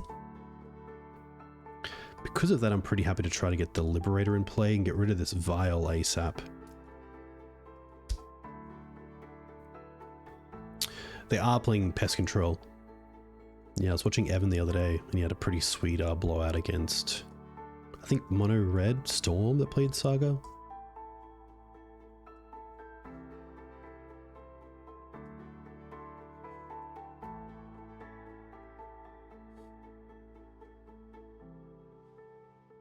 Ooh, okay.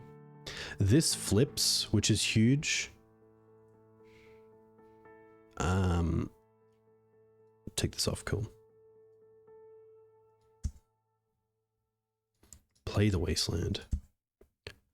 Attack with the Frenzied. Trigger, take out the Vial.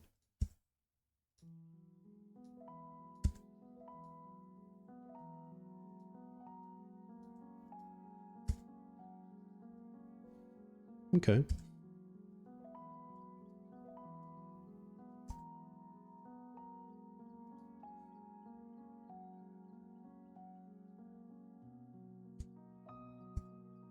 They can save the Bowmaster here, yeah. Honestly, here as well, I think it's better to play the Ramunap to get back the Saga next turn than to get a token.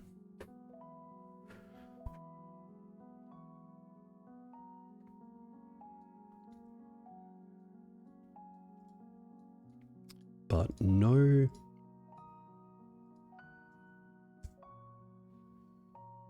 mana's a little bit tough. I do like the boots here. Get back the Saga, trigger the Saga, equip the boots, attack with both. I don't think there's any reason to hold either back. I guess another Bowmaster potentially.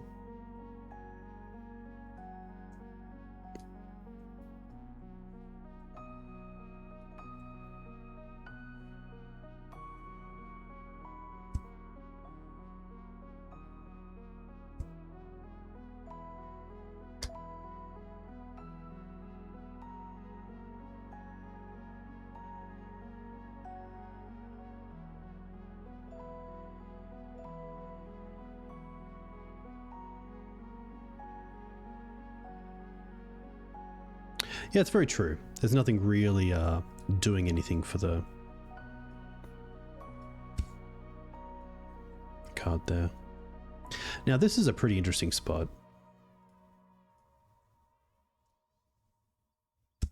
I think we're happy just to attack. No blocks. Make. Oh my gosh.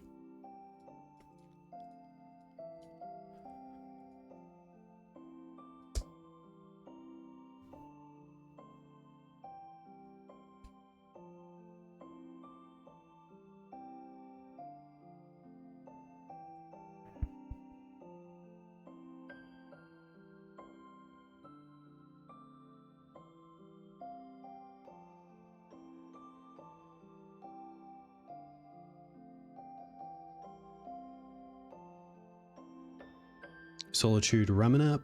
Cool. Okay. That's fair.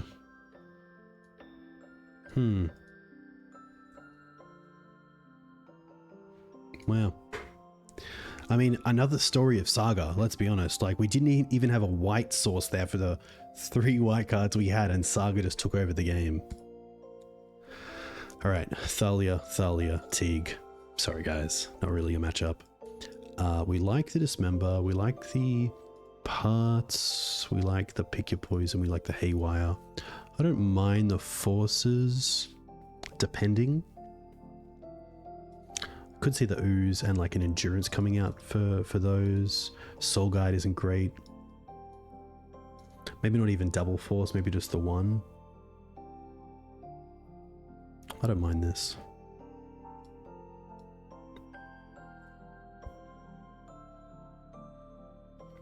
I did think about Ancient Tomb. I kind of had it in the same slot as Cradle, and I went with Cradle.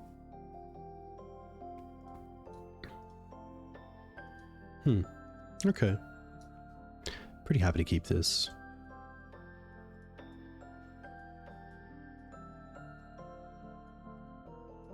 Opponent went to 6.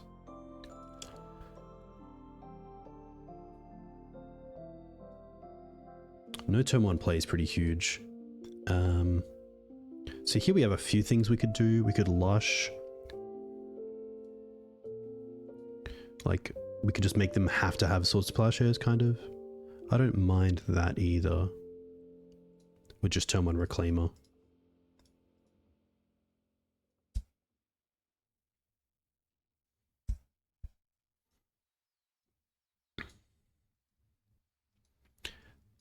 This can be a little bit tricky as well if they have like a turn 2 Stoneforge, but they play it off a non-basic.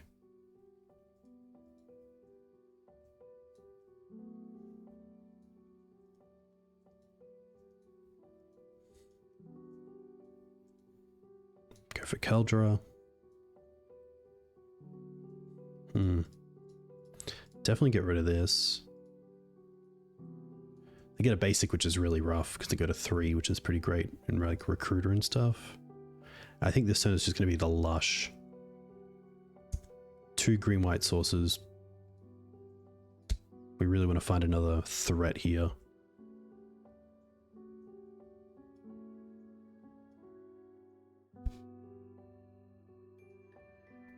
Yorion to hand. It's pretty good. Means we can go Mum and also Collector Ouphe.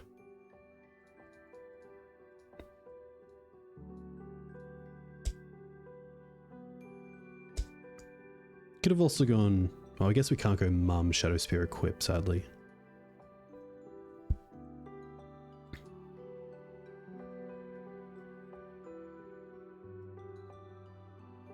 Saga's a great pickup. I'll still play the Shadow Spear here. And I will attack, honestly. Knowing they have Yorion.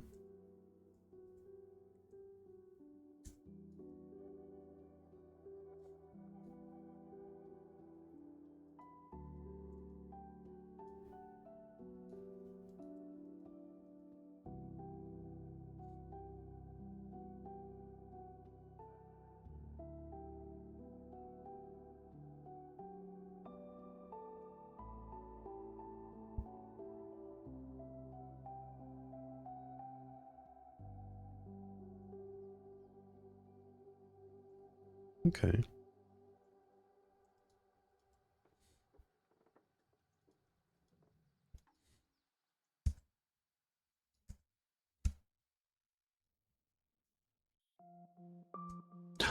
Meant to play a land there. Meant to play the Bog.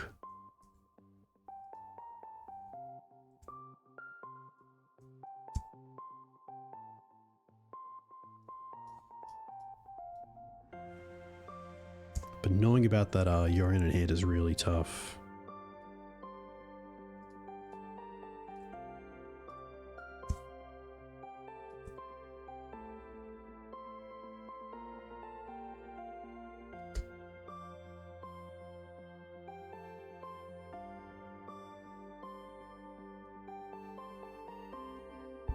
But you can definitely see why Doorkeeper Thrall would be great.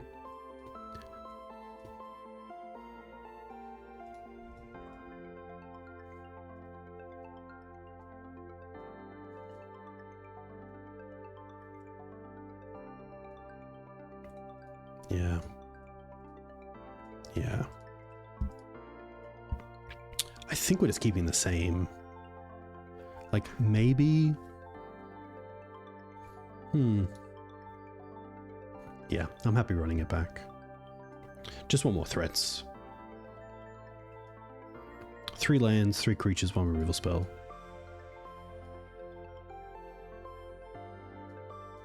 No threats. Okay. Keep. Probably bottom the spur.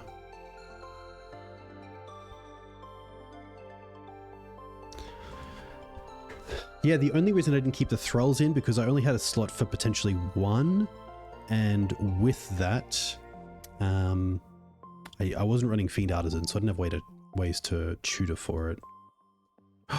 Oh my gosh, I didn't even play the Reclaimer there. That's huge. That's a huge fuddle.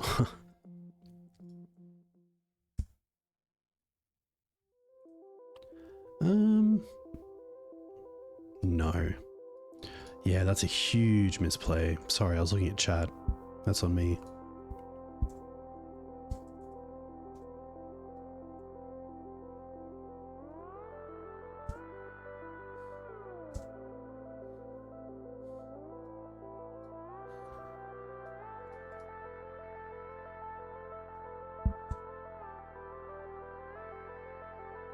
Just gonna pass here with the Reclaimer open.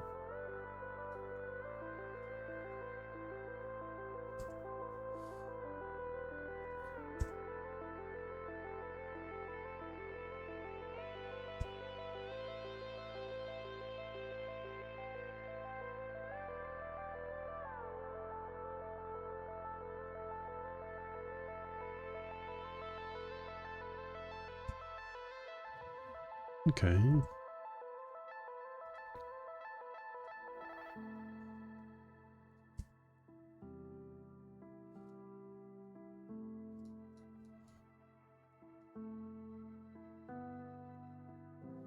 Get rid of the Lush. Go and find a Saga. And then I assume here we'll see Solitude, probably on the Reclaimer.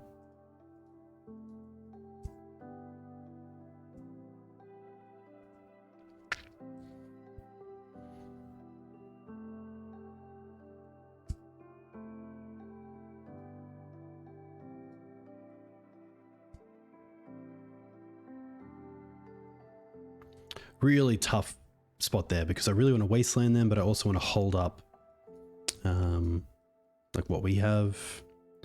Yeah.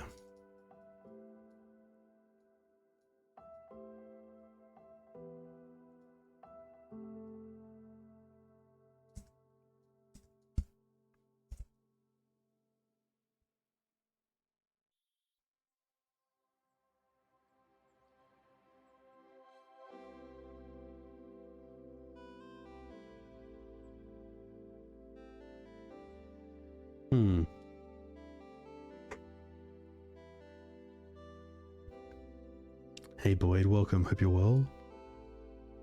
We're taking out the cavern. We'll definitely get rid of the stone forge. Ramunap's in the bin, sadly.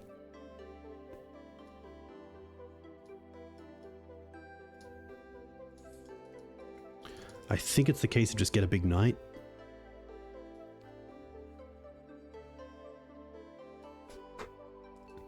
And then we can potentially end of draw step. Use the Savannah to go and get another Saga. And tick it up twice in the same turn.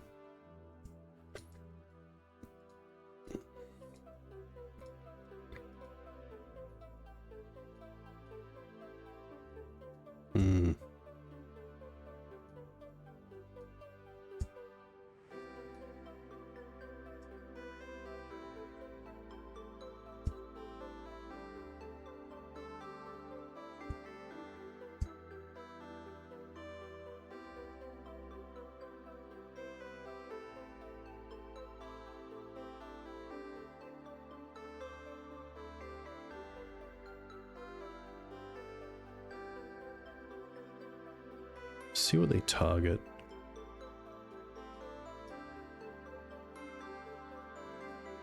They still got a land, which is pretty huge, seeing they look to be missing them a little bit. Yeah, sadly Thrun isn't. I actually did have it in this list as a fun of, but the card Dress Down definitely changed it. And I think also a lot of creatures needing to be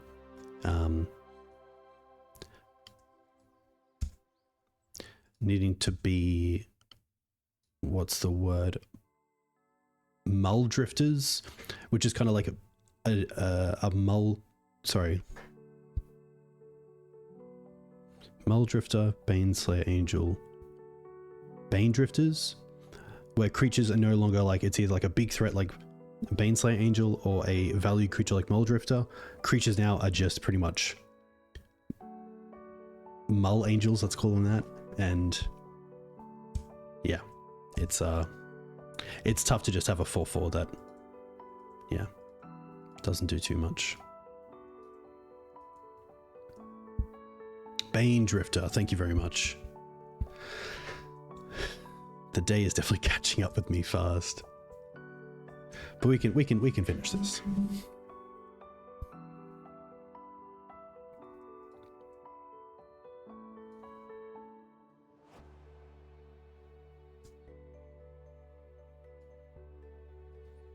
Oh, I'm not sure if there's anything we can do with this on the stack.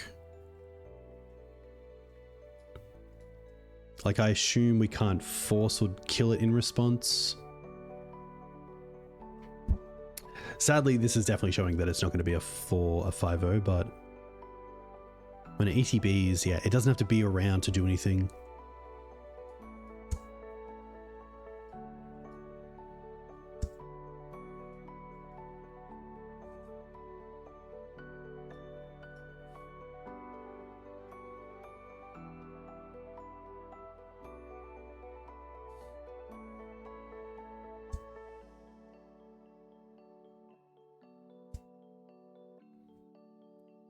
Alright, Construct.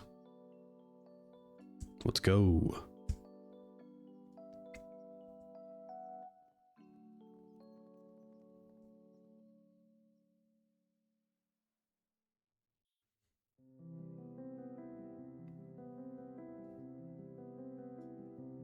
I think we're just going to trade with 2 of these. Thanks, Ben. Too kind. Hope you're well.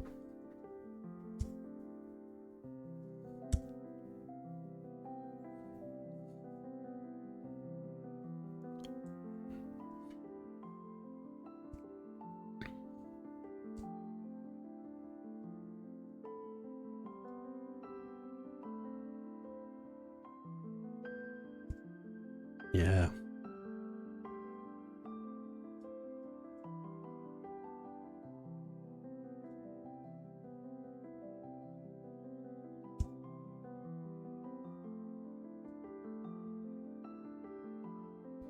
I think they still have Cauldra, yeah. So I probably want to deal with the Stoneforge. Yeah, the Atraxa is very good. You'll have to come and play Legacy again sometime for sure. That's kind of cool, I guess.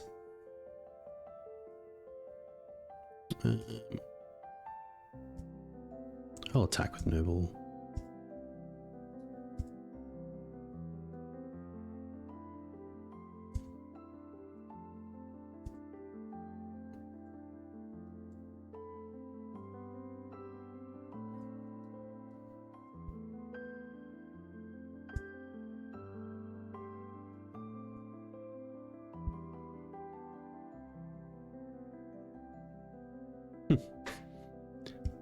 Yes.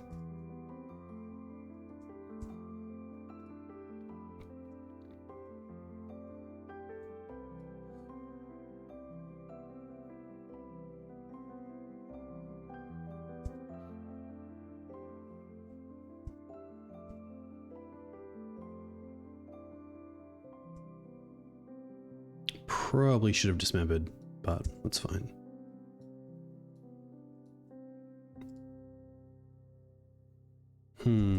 Yeah.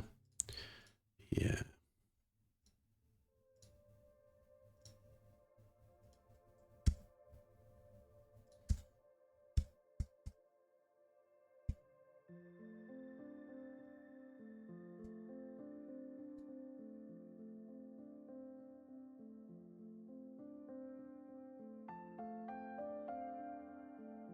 Yeah, Urian is very, very good here.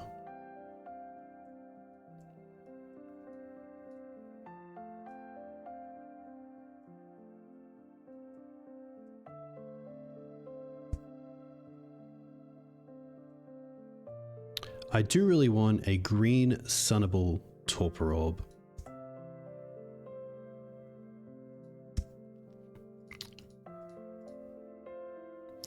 Look, I can only assume that they have the fifth color in hand, but we can definitely try here.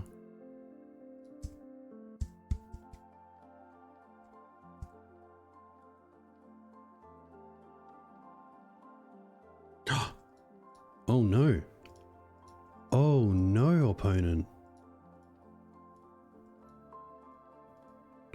Maybe there's a way.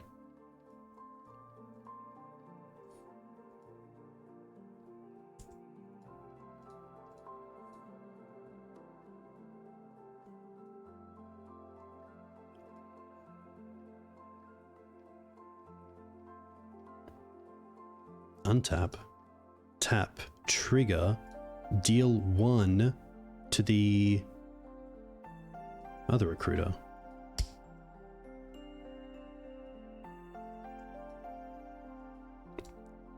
But I don't think it matters. I think Wit is dead, but we shall see. So we know about Cauldron, we know about Batterskull, we know about Yorion. 3 other cards. Will they try to double plow or Bowmaster? Okay. I think knowing they have the Yorion, I'd rather take out the other recruiter, because then it gives them to anything in the deck, whereas the Flickerus gives them anything on the field. Yeah, I don't think it matters at that point. Unfortunately, very challenging to play against a D&T deck. Just the creatures have aged a lot better in terms of value, that you really need to get pretty lucky, like the game 1 that we got, to have a fighting chance. Or splash a color, potentially. But I think green-white, you just, yeah. Shooting fish in a barrel. 100%, really strong. A lot of the time there as well, I was really scared of pest control. Which, Boyd, this is a card as well.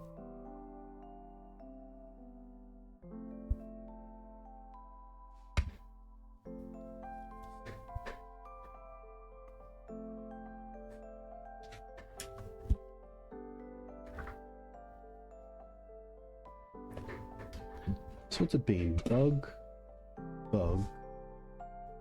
Death Shadow, D&T. Haven't played against Delver yet.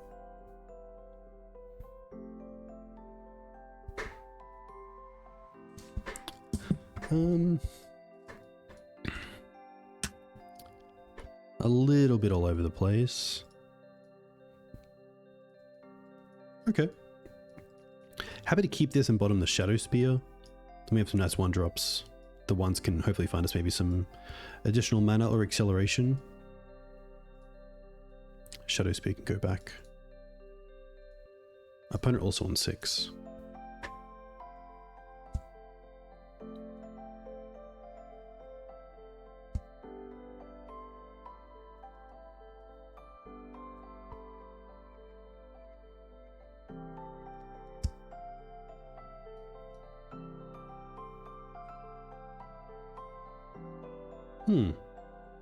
Pretty happy just to take the Ramunap. Play the Plains, play the Soul Guide.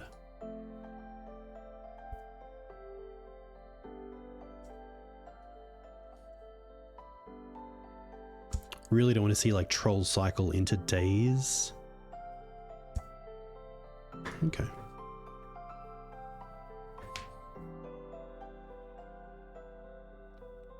But yeah, I think Legacy is in a pretty sweet spot, so I don't expect to wake up to any changes. I think it's cards people don't like, but I don't think there's any... I think Scaminator has a decent percentage win rate, but personally I don't have any real issues with the format. I think it's pretty wide open.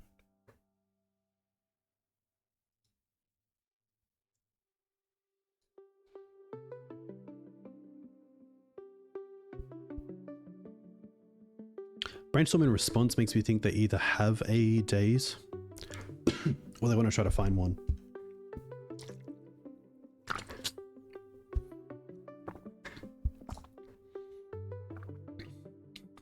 I mean, if I can take out the Brainstorm, that's cool. Just in case I'm murderous.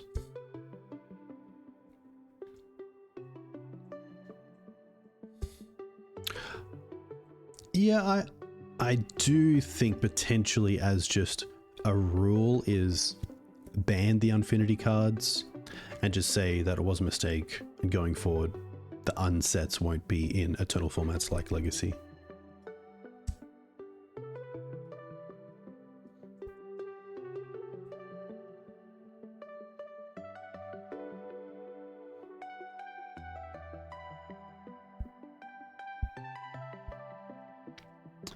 Yeah, Embiggen is kind of cool.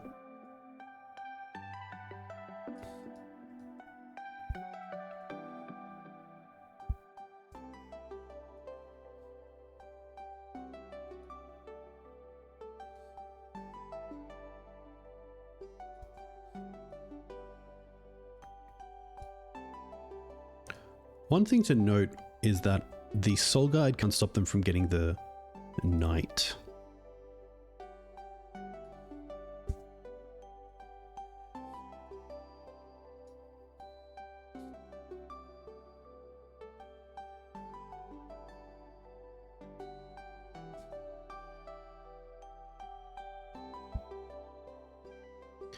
Yeah, I'm a little bit scared of MH3. But so far it hasn't looked too bad. They look like powerful spells, but nothing that's going to break the system.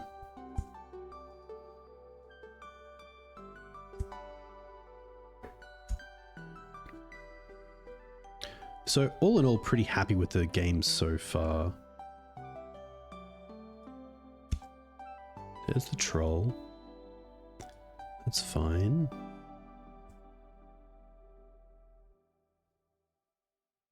Yeah, the whole sticker thing is a little bit rough, and especially the attractions as well. Not my cup of soup. For players who enjoy it, that's great. But just, yeah. It's a yikes for me, dog. That's, yeah.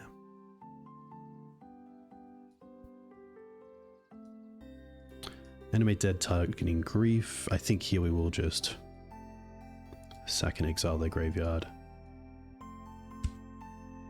Which is pretty sweet, let's be honest. Now we get to hold up Sword and also Reclaimer.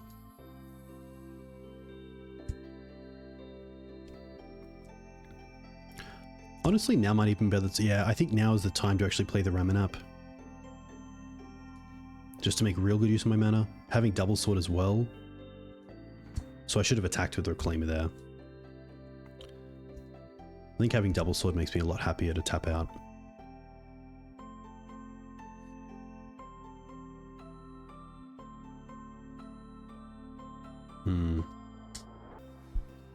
Alright, same sort of setup. I like these. I like one choke on the draw. And I like these. Not a big fan of Teeg, Reflexes, Ouphe, Thalias. And I think it was Lava Spur.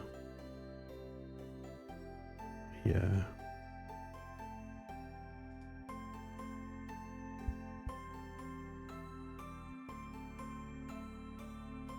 They didn't see the Sagas, which is great.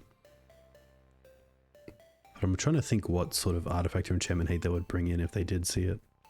If any, they do have Wasteland, so...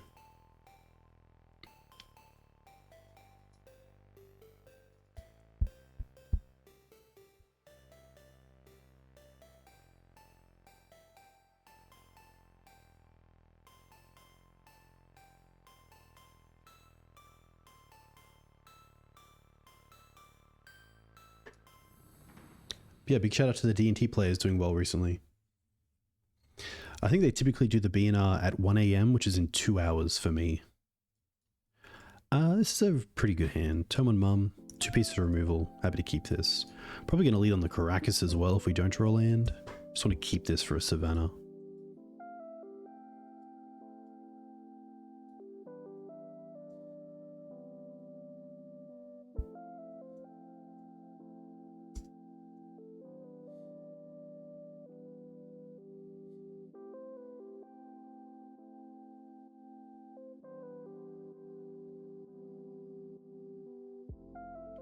It'll be telling if they go after a removal spell or not.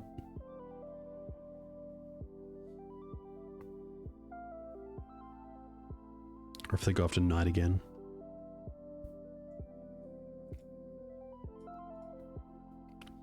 Knight to G1. That was a chess reference and a pretty bad joke. Tired. I blame sleep. I reckon they take the swords. It's a little bit too clean.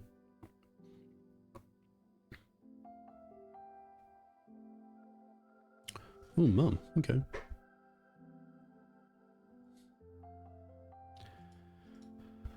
Veil is pretty sweet here.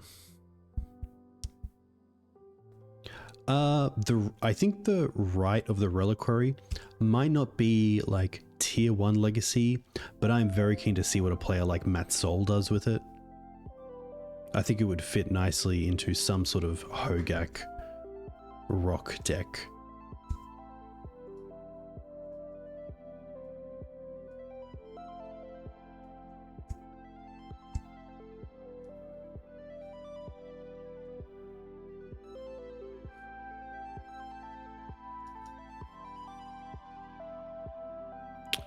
I think here we just want to get Forest. We get to draw a card potentially off the Veil as well. It might just be Savannah. Yeah. We get 2 draw steps as well to draw into more lands, so.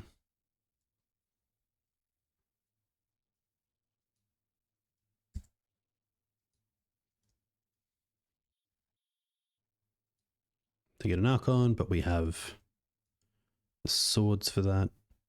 Oh, we draw the Wasteland for the Wasteland as well.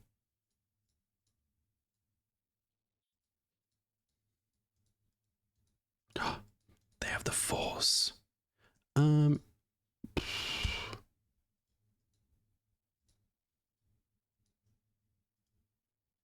that case, I still will take them off the Wasteland.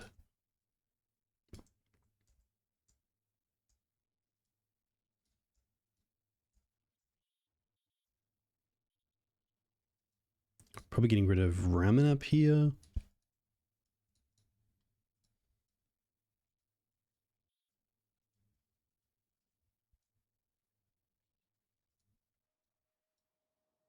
We have parts, we have swords.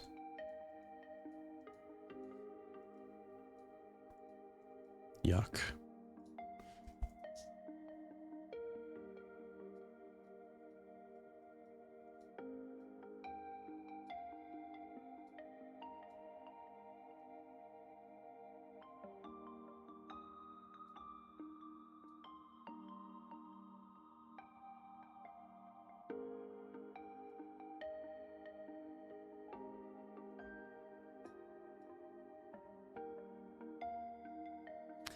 It is a 5/6, sadly.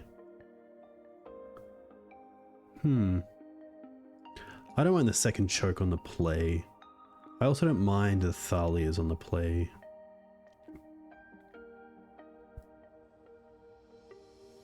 Maybe not.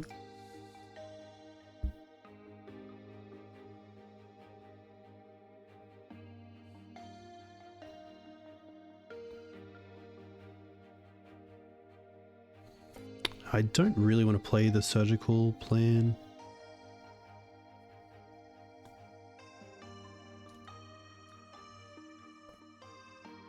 Alright, let's go. Decent. Turn on Noble. We have swords.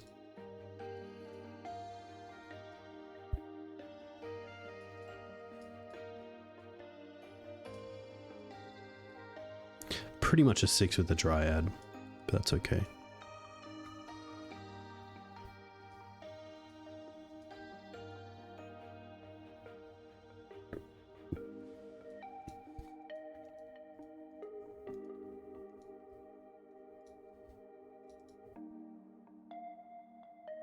Savannah, Noble, pass.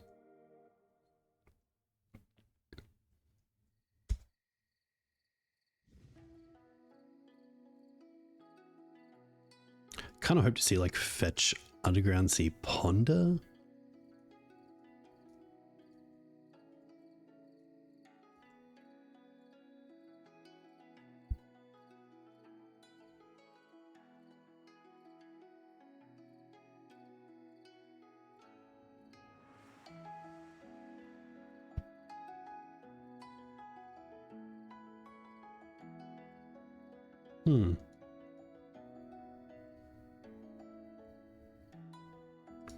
Probably don't want to play the Dryad Arbor this turn just so I can...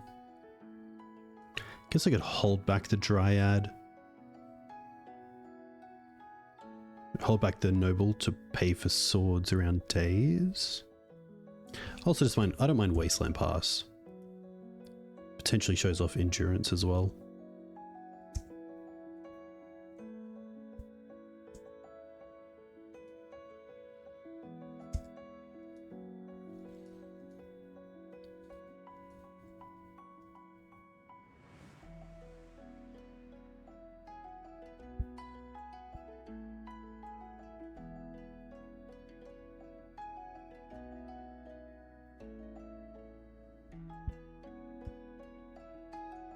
I don't typically mind it. I think the green-white lands style strategies typically have a pretty decent matchup. I haven't found to have too many issues against the deck, thankfully. Maybe on green-white, because this is a lot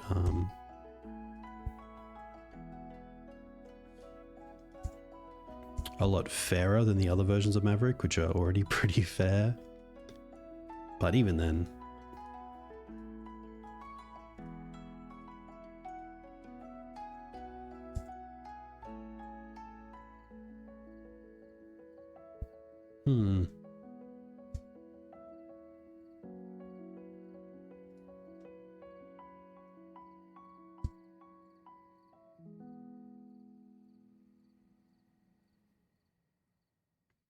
I think I actually should have played the Windswept Heath there, that was wrong.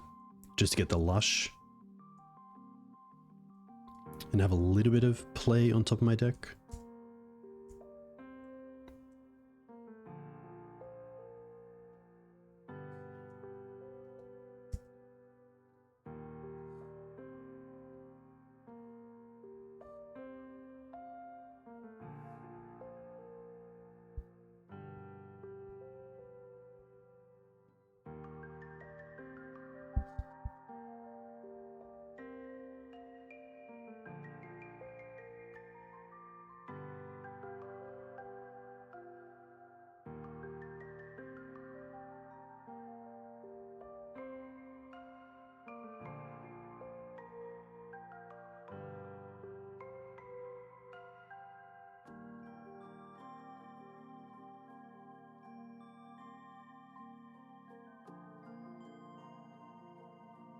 Okay. At least that Wasteland isn't hitting Saga.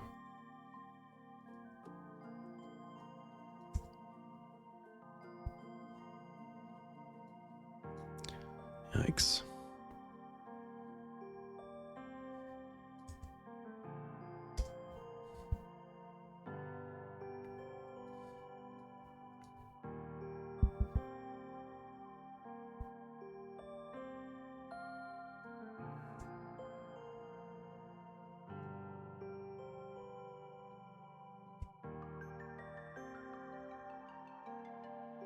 Instep Lush. Hope to find a threat.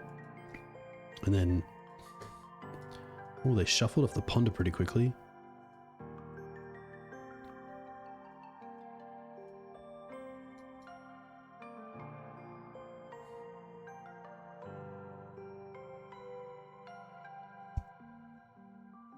I'll put that on top.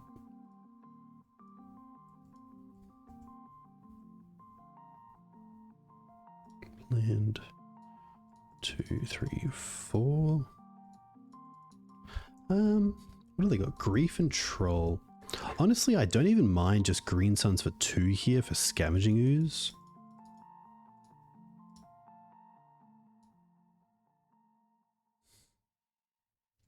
I think Ooze could go the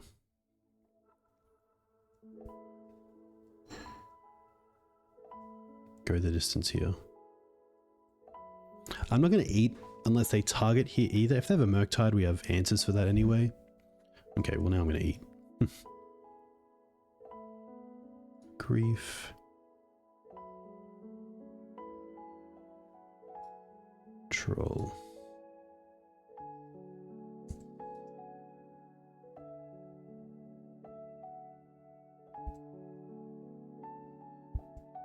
Yes, Cruise has been really impressive against this deck.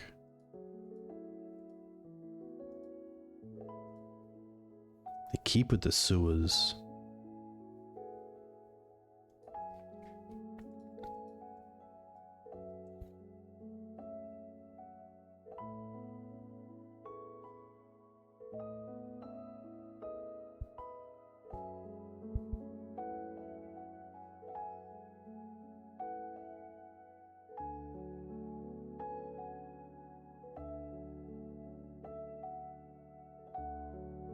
Chose to not shuffle. Wasteland, sure. Don't draw Saga. Don't draw Saga. Come on deck. Okay, well, I don't really want that either.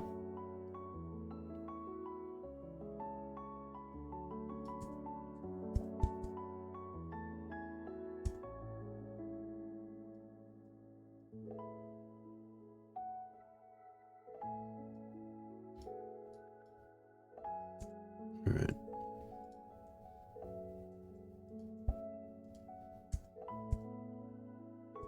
Hey Geodude, very cool to see you.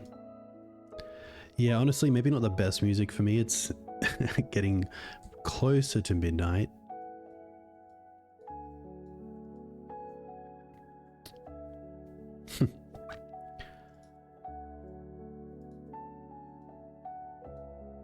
This album does slap. Okay.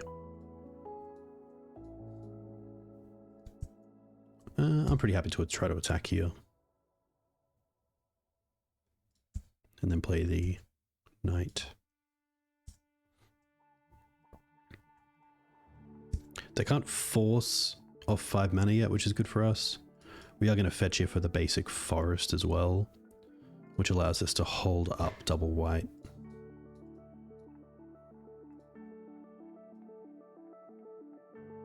They might even be keeping the Wasteland to turn on Fatal Push.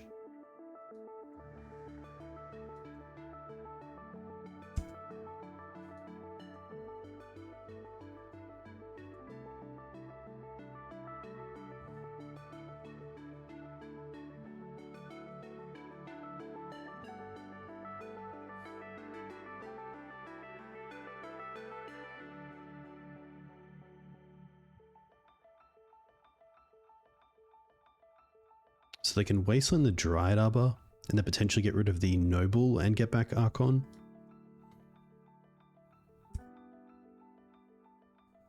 Alright. Before they draw a card, I want to Swords it so they can't draw into Force.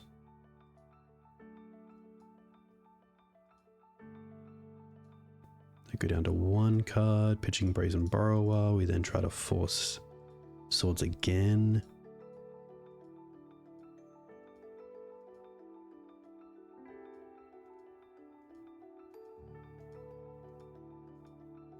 Okay.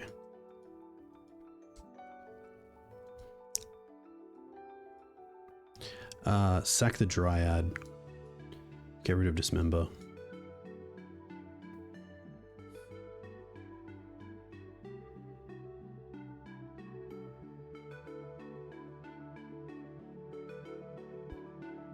They have 2 cards.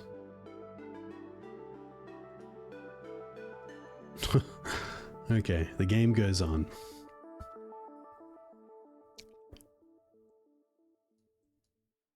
Well, can't complain about Mum. Attack for 1. Nice. Alright.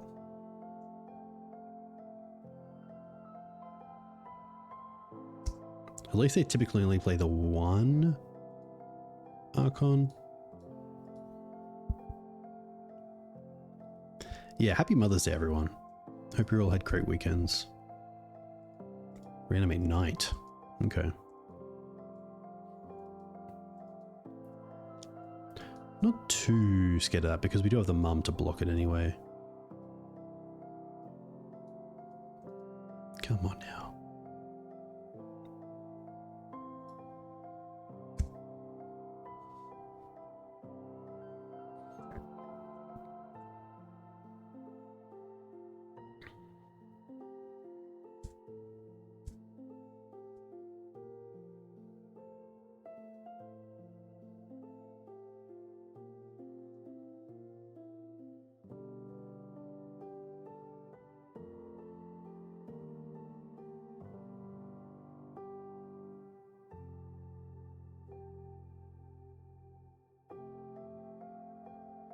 Oof.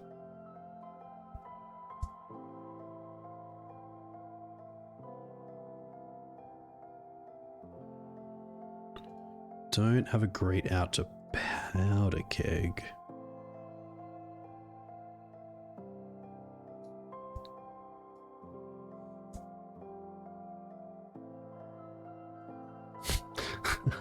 Okay.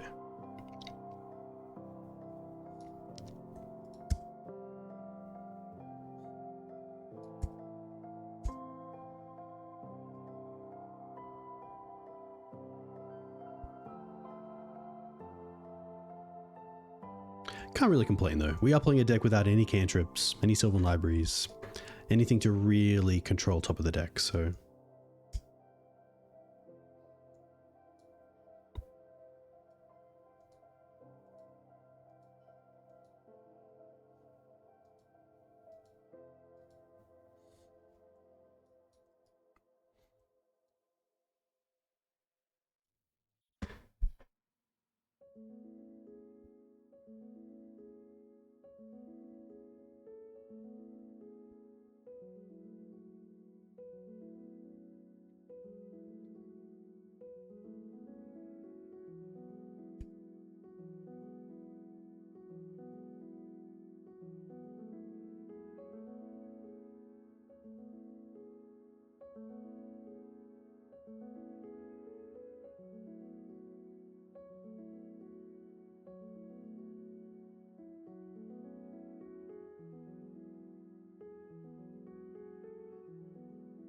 Can make them use the knight. I'll use the mum here at least.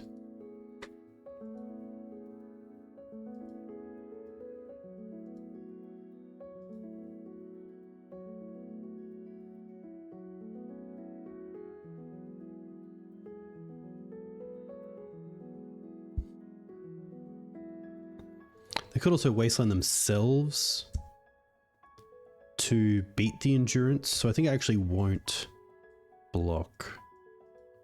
Just take the 2.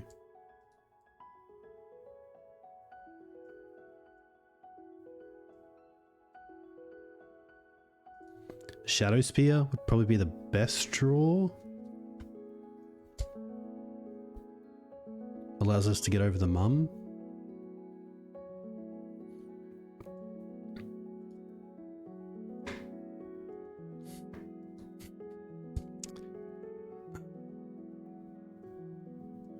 I think we still attack here.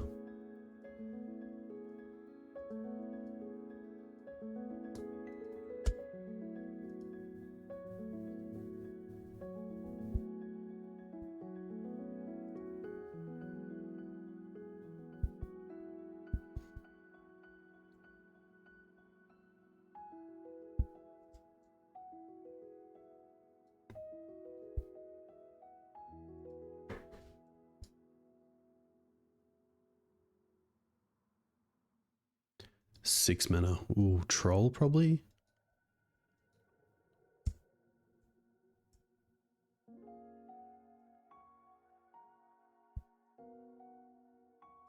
No. I just wanted to fetch.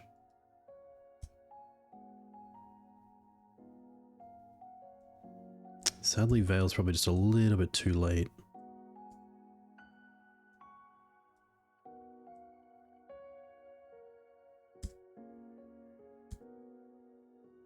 I did see Interplay playing it, which is really interesting.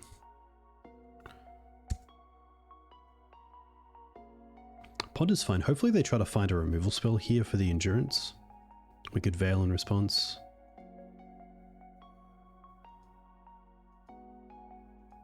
Chose to not shuffle.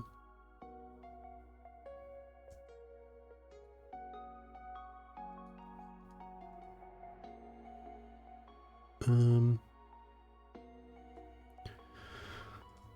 kind of have to block, or else they can Wasteland themselves and deal 5.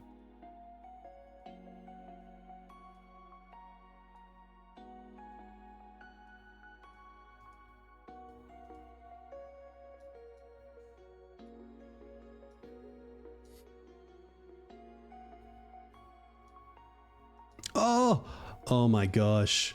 Oh my gosh. Oh my gosh.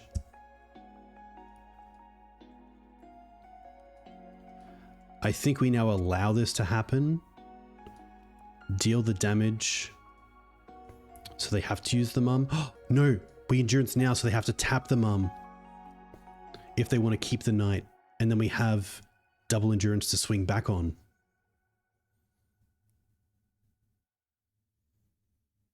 Wow. Maybe.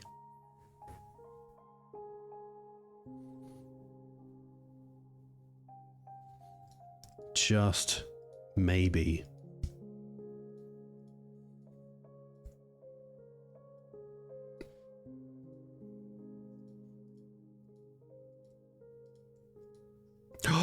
Oh my gosh, we stole it.